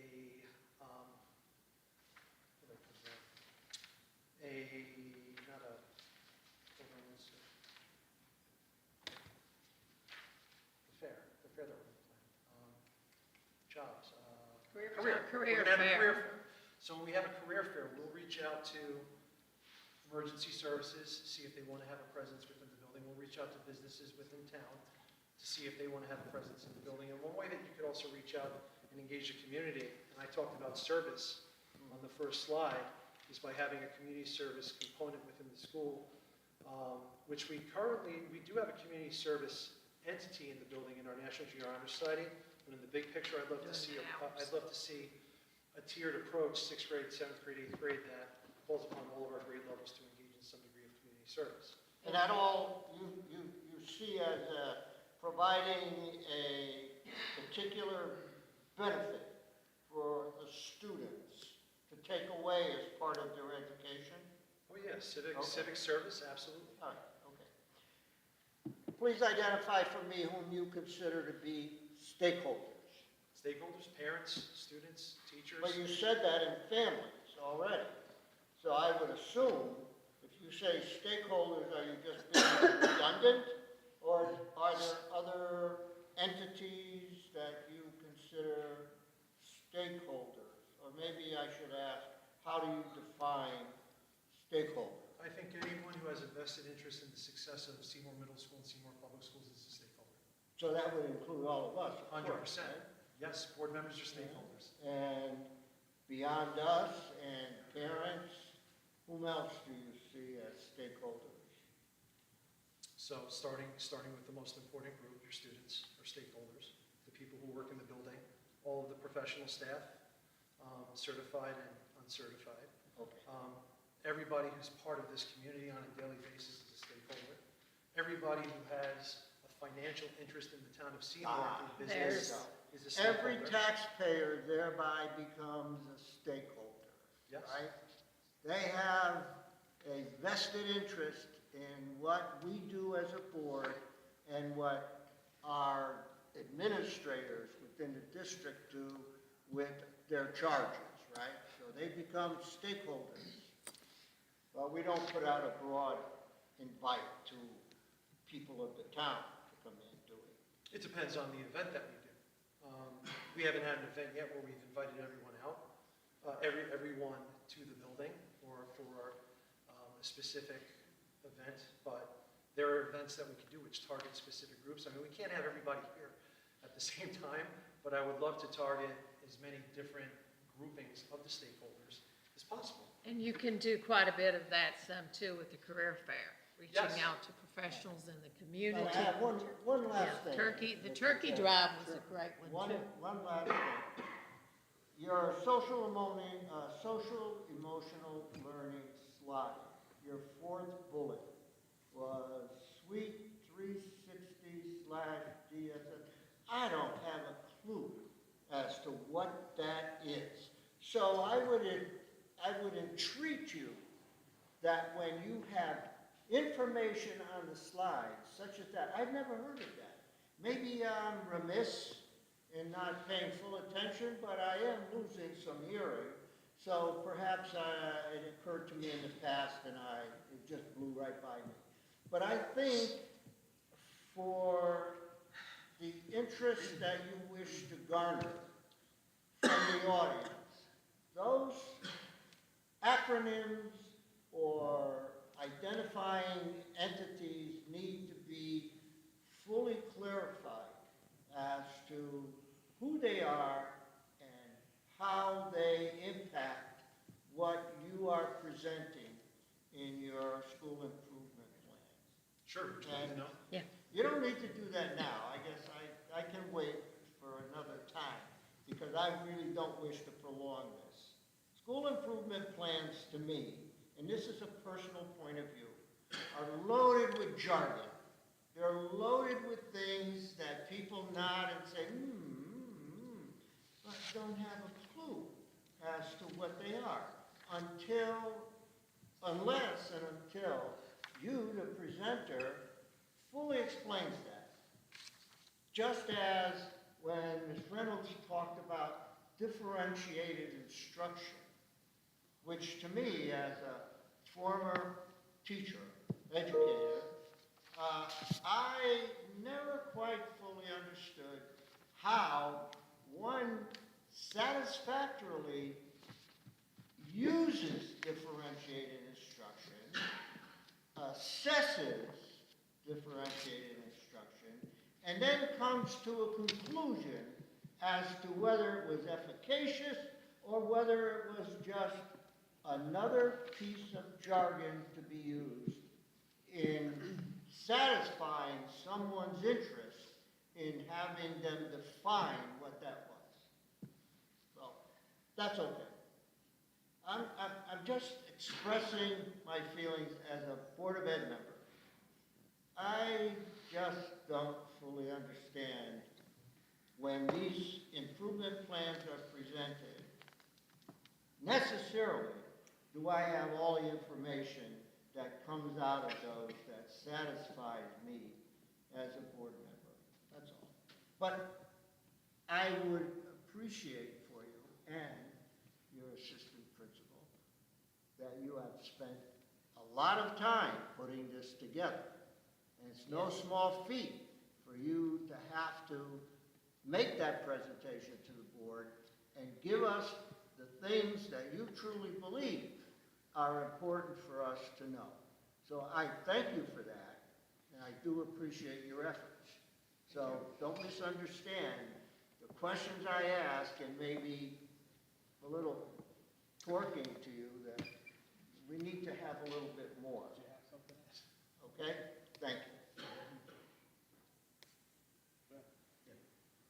I'm intrigued by the career day, which I know that the elementary schools have done, and I know that Lungi has done career days there.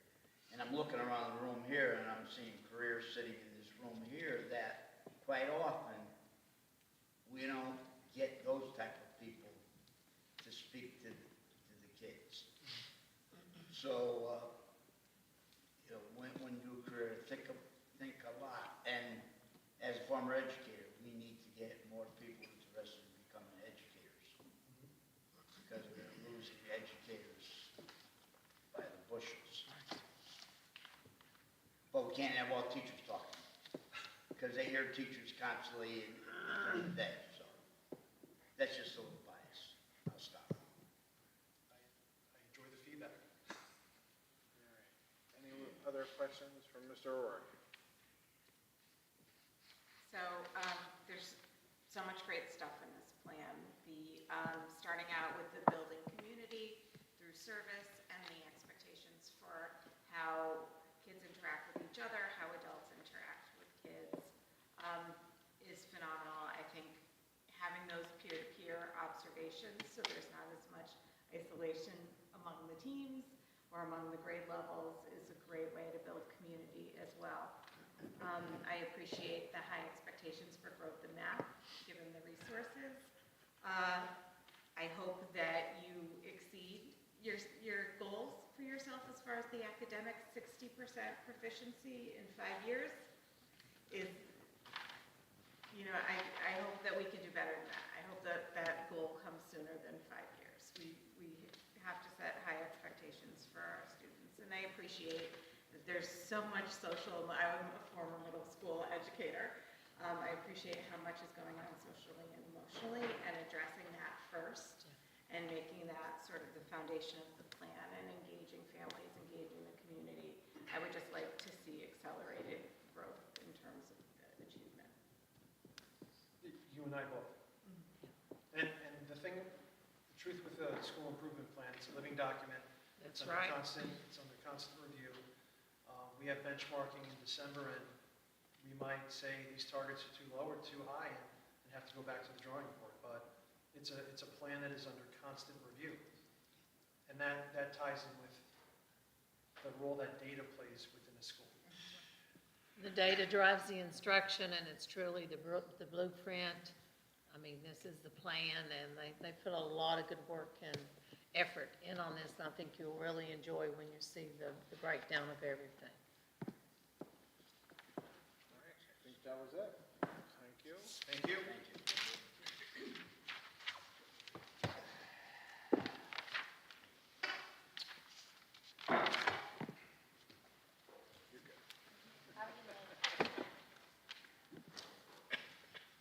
All right, up next, item 5, we have a handful of items in the consent agenda.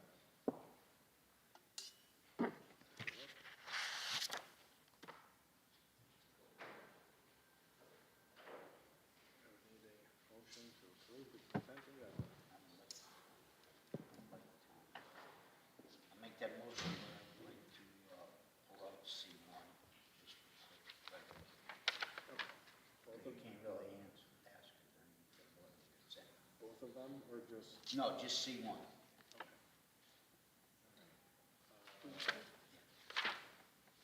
So we have a motion to approve the consent agenda minus C1.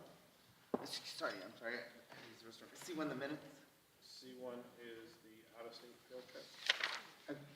I think we should also take out A1, because in the minutes there's a motion and a second missing. I'm not sure if we need to have that or not, but under 5, 7, C, there's a motion by Mrs. Harmon, but there's no second. It just has a line there. I don't know if we need to fix that.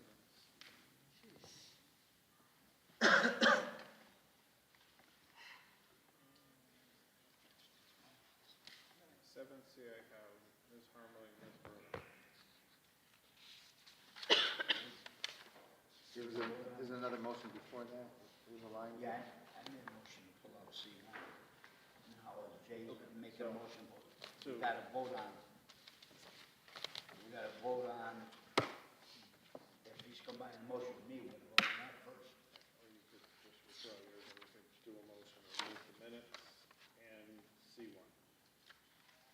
Okay, I'll make that motion to, if that goes with Jay, is that all right if I make the motion to remove the minutes and C1? Well, we need a motion to approve the agenda minus. Minus that, yes, gotcha. So we have a motion on the floor To approve the consent agenda minus A1 and minus C1. Correct. Second by Mrs. Bruno. Any other discussion? All those in favor? Aye. Opposed? Abstentions? Passes 9-0-0. First item was the minutes. Mr. Hapley, you said it was what item? 7. 7C. It just says there's a motion, and it says Ms. Harmon / second, and it's blank. And then that motion was withdrawn. So I don't, do we put a blank in our minutes? Is that? I don't think there was a second because I withdrew it.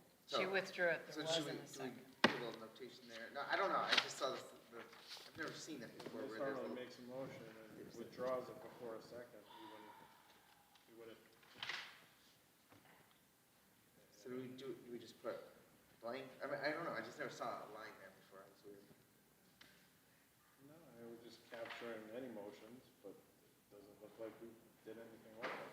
But the one below it, I think, if I remember, that had to do with the title we were trying to come up with. It did, and to write in regards with the payroll, which you did approve that one, and then the next one was in regards with the supervisor, the account supervisor, which will be on another agenda, but that's all that was. It was to create the position.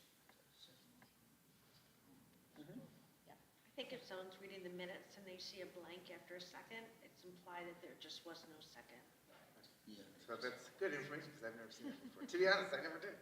And then, maybe if we could bold the withdrawn, maybe, I don't know. Yeah. All good, that's why we remove it to get clarification. I'll make the motion to approve the minutes. Motion by Ms. Harmon, do we have a second? Second by Ms. Bruno. Any other discussion? Seeing none, all those in favor? Opposed? Abstention? 900. And then the second item removed was the out-of-state class trip. No. Right, what I'm looking at, I don't see, the approval by the principal or anyone.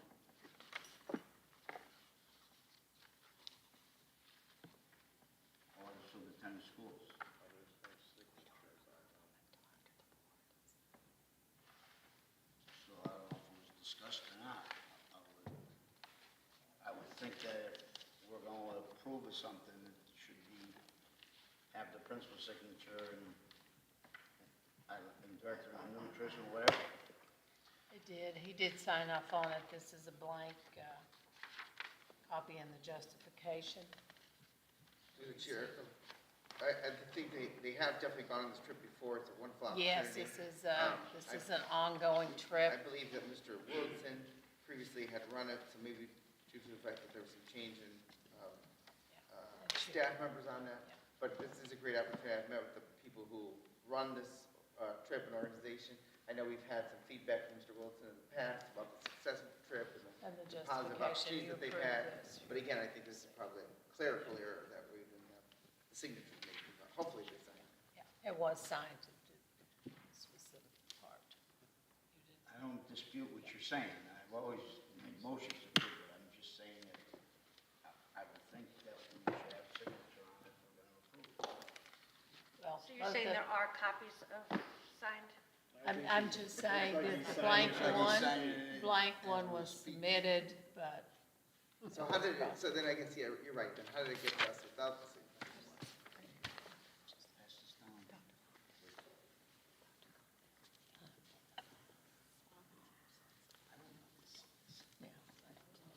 I don't need to see it. Not signed by the I mean, you know, I trust you to sign the signature. I mean, I don't need to see.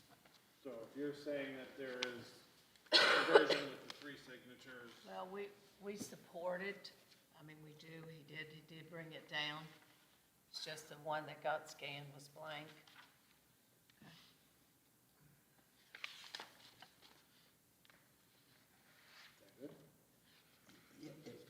Yes, we do support the trip. I'll make a motion to approve the request of Yes. teacher John McCaslin to take grades 10 to 12 AP US Government and Politics classes to Washington DC with the Close-Up Foundation on April 7th through 12th, 2024. Melissa Nelly, too. Harmeling, second by It's not what it says. Mr. Bohuniac. Oh, yes, it does. Anything else? Not on my version. So there's 2 versions? No, on the field, on the. I'll second the form- motion.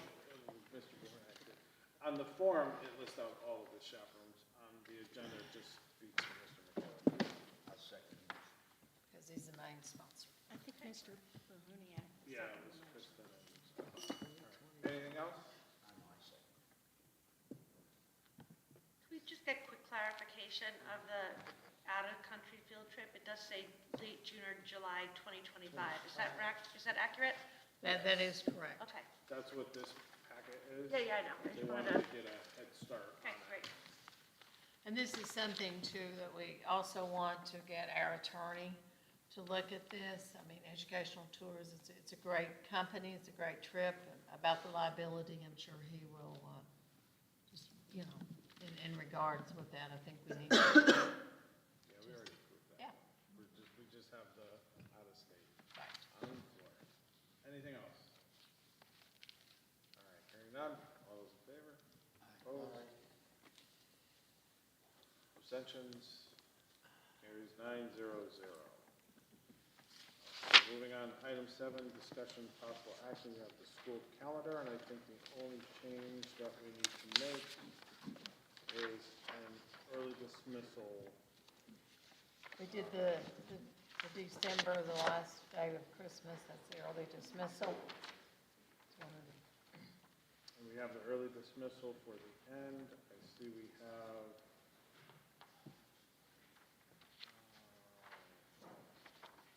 a little bit cleaner for the teachers.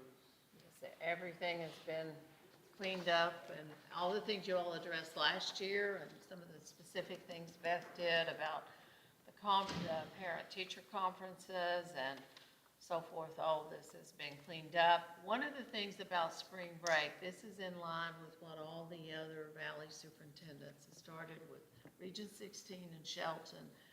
And it's the spring break that includes the Good Friday. We always traditionally like to do the spring break after that. But for everybody to be on the same page, all the valley superintendents, because we've got a lot of teachers, you know, that are in different school districts. So this way, everybody's on the same page. Derby, we are, Oxford's going to be, Shelton, and Region 16. Haven't heard from Mansonia, but I think he'll do the same. For spring break. Right. Few years ago, there was a movement to make sure that all vacation times were common, because it assists in all kind of activities for families in vacations up to, well, maybe Jay and I, who are on the, what's that committee that we just got appointed to, because I'm old and I forgot. The CAVE committee. Yes, sir, yes. To the chair, we are the CAVE Area 7 directors, co-directors now. So we could start it there, Jay, to move it on. But I it think, should be. I think that would be wonderful. I know that other states try to do that. For example, you got some games because some schools are off, you got some that are playing in the morning and some are not because they're not off, all kind of, and vacations for families and anything. It's crazy that We know that we're such a huge state. that the Board of Eds, that's one of your all's, you know, authority lines, that you do approve the calendars, but I just wish the spring break situation, all the schools in Connecticut would be on the same page. I have a very different perspective. Okay. I don't know why we want everyone who wants to go on vacation to be at Hartford or New Haven Airport at the same time. Or why we'd want everyone at Chuck E. Cheese at the same time, or why we'd want everyone at the bounce park at the same time. But that's just my point of view.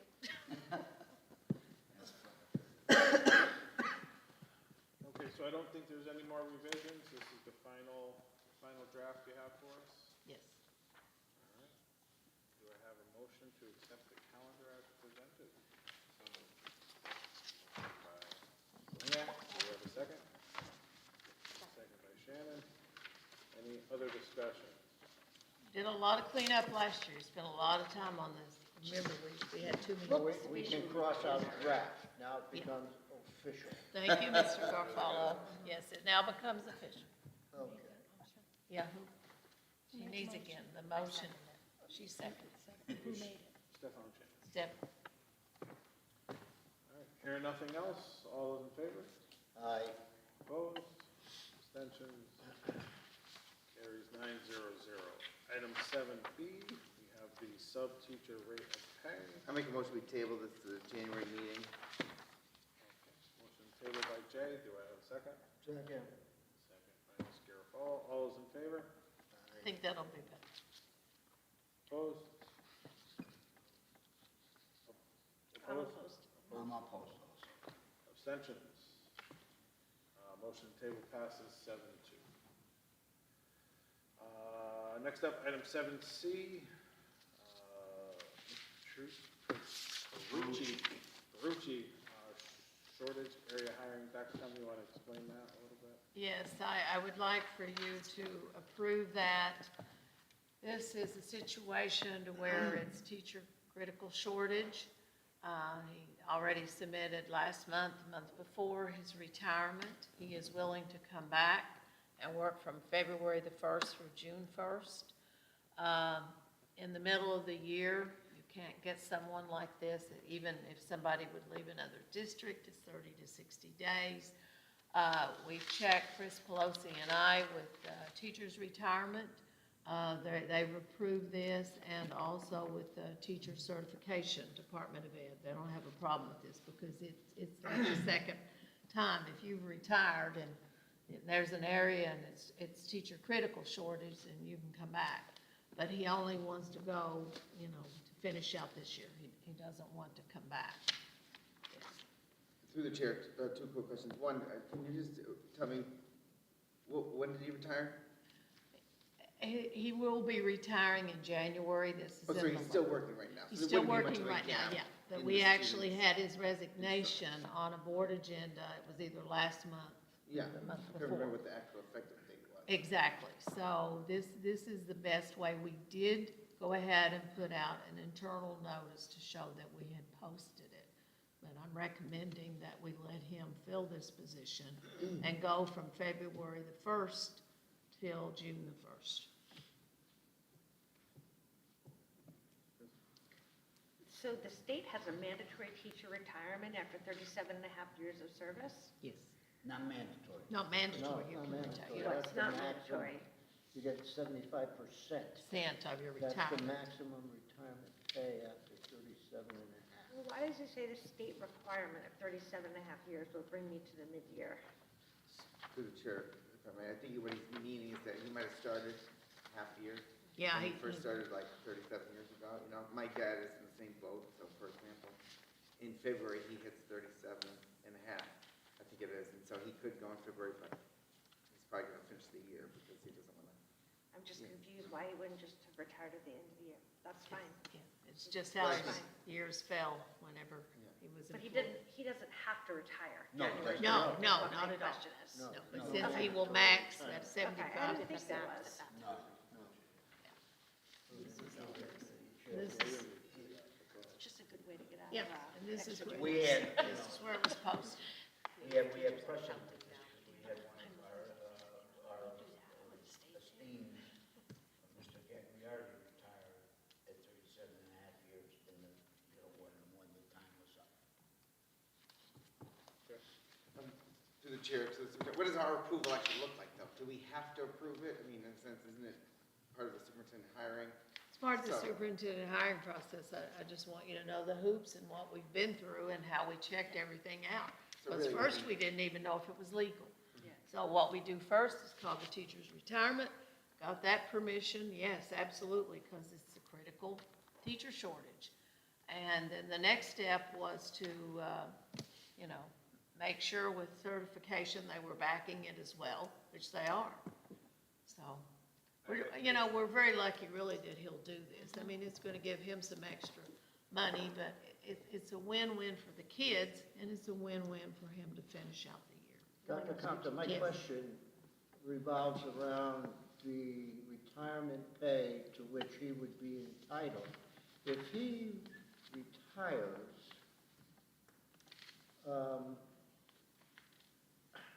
I don't quite know how to do this. When I retired, it was not an issue. When he retires with 37 years, is that what he will have 37 and a had? half. 37 years. 37 and So a half. he, 37 and a half. Half. is that before coming back? Yes, he will complete, he's already All officially right, so he resigned. will have achieved his maximum compensation Yes, at 75%. yes. When he comes back, at what level would he be paid? He's gonna be, Because that would not go into, I don't have that. it's in, It would not go into his retirement. no, that is correct. That's outside. That is It would be outside. extra money. That's but exactly that's it. right. Yes, Okay. yes, and it'd be his present salary, which is, yeah, right here. No, that's Which- it. So it's definitely the additional income. And the alternative is him leaving and us looking for a teacher Right. That But we it- will not that find. we won't find. Right, that you won't find in the middle of the year. And- Hope we find one next year. Yeah. Be proactive. Yeah, and we will post in early spring. But it's better. Industrial arts teachers are That's, yeah. identity, right? Yeah, like foreign language. So, if you're retired and you want to come back, Language teachers. critical shortage, even if you don't have a teaching degree, I mean, I was actually surprised to see that business Business. teachers they're not in a high demand category though. they're starting to, They should be. yeah. No, it's another area that's starting. Okay, so we don't need to take Okay. action on that, so we'll move on to Right. unless anybody has any other questions. No, just because of what this involves, it's a different steps and a different hoops, as Jim has well Scrum. I'd like to make a motion to accept the donation of $1,000 from Mr. Steve Burt of Burt Process Equipment to help cover expenses related to tools, materials, equipment, educational trips, or other needs that the Seymour High School's Car Club may have, and ask that the the superintendent determines the exact placement of this donation. Second. Motion by Ms. Harley, second by Mr. Hatfield. Any other discussion? All right, seeing none, all those in favor? Aye. Opposed? Abstentions? Passes 9-0. Item 8, information. We have our committee reports, our enrollment report, special ed, activities, some hiring, transfers, resignations. Any questions on the information section?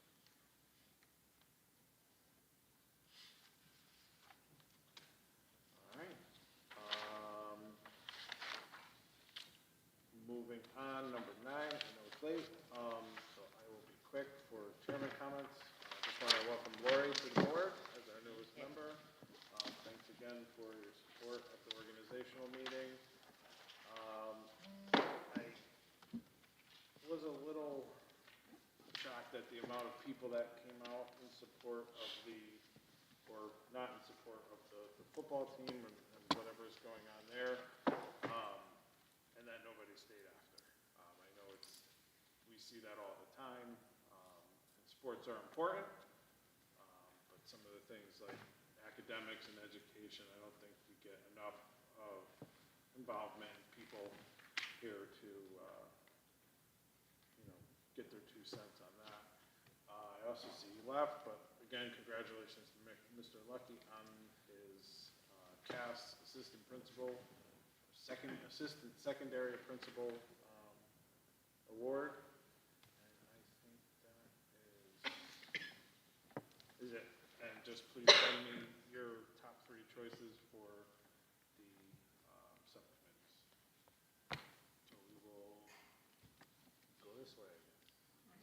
I just want to note there was a member of the public that asked a question about the kindergarten enrollment Yes, and that process. So I'll be reaching out to her. I had a handout for her, but she got away. I think she's right still there. there. Oh, there she is. Okay. So if you're the chair, if we wanted to find out more about that. Couple other names mentioned. You were all here, you've got 4 people telling you there weren't any names. Well, again, and it was hard to hear though. That's the other thing that's concerning, is it was hard to hear. We didn't have a microphone set up. And again, I'm just using this because I'm concerned that we could open the door for future opportunities. If it's a classroom teacher, if it's another coach, if it's a different type of program. And that all I'm saying is that we have to be careful in today's arena. That anytime that this kind of situation opens up. Because again, I personally as a teacher would not want to have that kind of dialogue. And I'm sure we wouldn't allow it. But I do think we went a little further than we should have today. Because there were names mentioned, we all know. We all know what the topic was about, and it wasn't generic enough. And it just is concerning, because I don't want to see it ever happen again, or I don't want people to feel empowered that any time, it could be the chess club, for example, that they start talking about. And again, I just think we need to tighten it up. It's a dangerous territory, and again. It's absolutely great. Oh, wait, my turn. And we put on we put on a disclaimer, and then it just, is that, again, maybe do we put people that live in town first? I don't know, I don't even know what the rules are for that part. I'd like to get some more clarification. Because I know there's a couple of people that don't necessarily live in town, and not everybody mentioned their name and address. They did. And I just think of, sorry, my last comment, I think about back in the day of COVID, where some of those people were coming up, and they didn't necessarily live in town, and they were talking, and we remember what happened that day. But they gave a false address. Well, August 16th, some people- 2021. That's right. They gave false addresses because I had the list. I went back and studied all 10 people who signed up. And there was 1 or 2 that was not legit. They did not give the right address.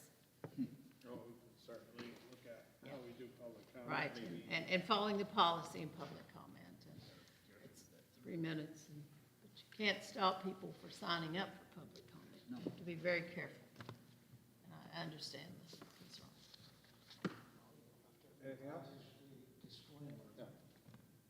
All right. I just want to say thank you, everyone, for welcoming me, and this was great tonight. I did enjoy Mr. O'Rourke's presentation, and I do agree with everything that he's doing as far as involving the community, and even with just not the community and businesses, but also nonprofits, because that's very passionate to me. And I do get quite a few calls from parents looking to get their children involved in community service and volunteering for our nonprofit. So I think it's a great direction that he's taking the middle school, and I look forward to hearing more and supporting that. Did Chris also tell you you have to buy lunch as a newbie? No, lunch, no. More like a midnight snack, right? All set? Yeah. Okay, great. Ed? Yep, I just want to reiterate that what we said earlier about Jay and I being the area directors. We'll go to the meeting, we'll bring back information to you, and we're going to try to host the meetings in our facilities because the former area directors are in Durham. So, we'll be bringing them to our buildings with permission, obviously. That's it. I would like to know how you would like input as to committee membership. You can email? Text? Email? Text? I'd rather have a paper trail, so if you could email. That's good, paper trail. And I would hope that the distribution would be somewhat different this forthcoming election results. Be that as it may, we'll wait and see. Two drastically unrelated comments. The first is, I know that part of our consent agenda was to accept a volunteer coach position, and I know our athletic directors had to leave. I think we just need to really be careful about the number and volume and nature of volunteer coaches. Just because somebody wants to do something doesn't mean they should do it, and I really think that volunteers, coaches should be based on the need of the program, and I'll leave it at that. As for tonight's public comment, I do agree that we got very close to a line, but we've been here before, and I would hate to see us try to make a rule to not allow that kind of public forum.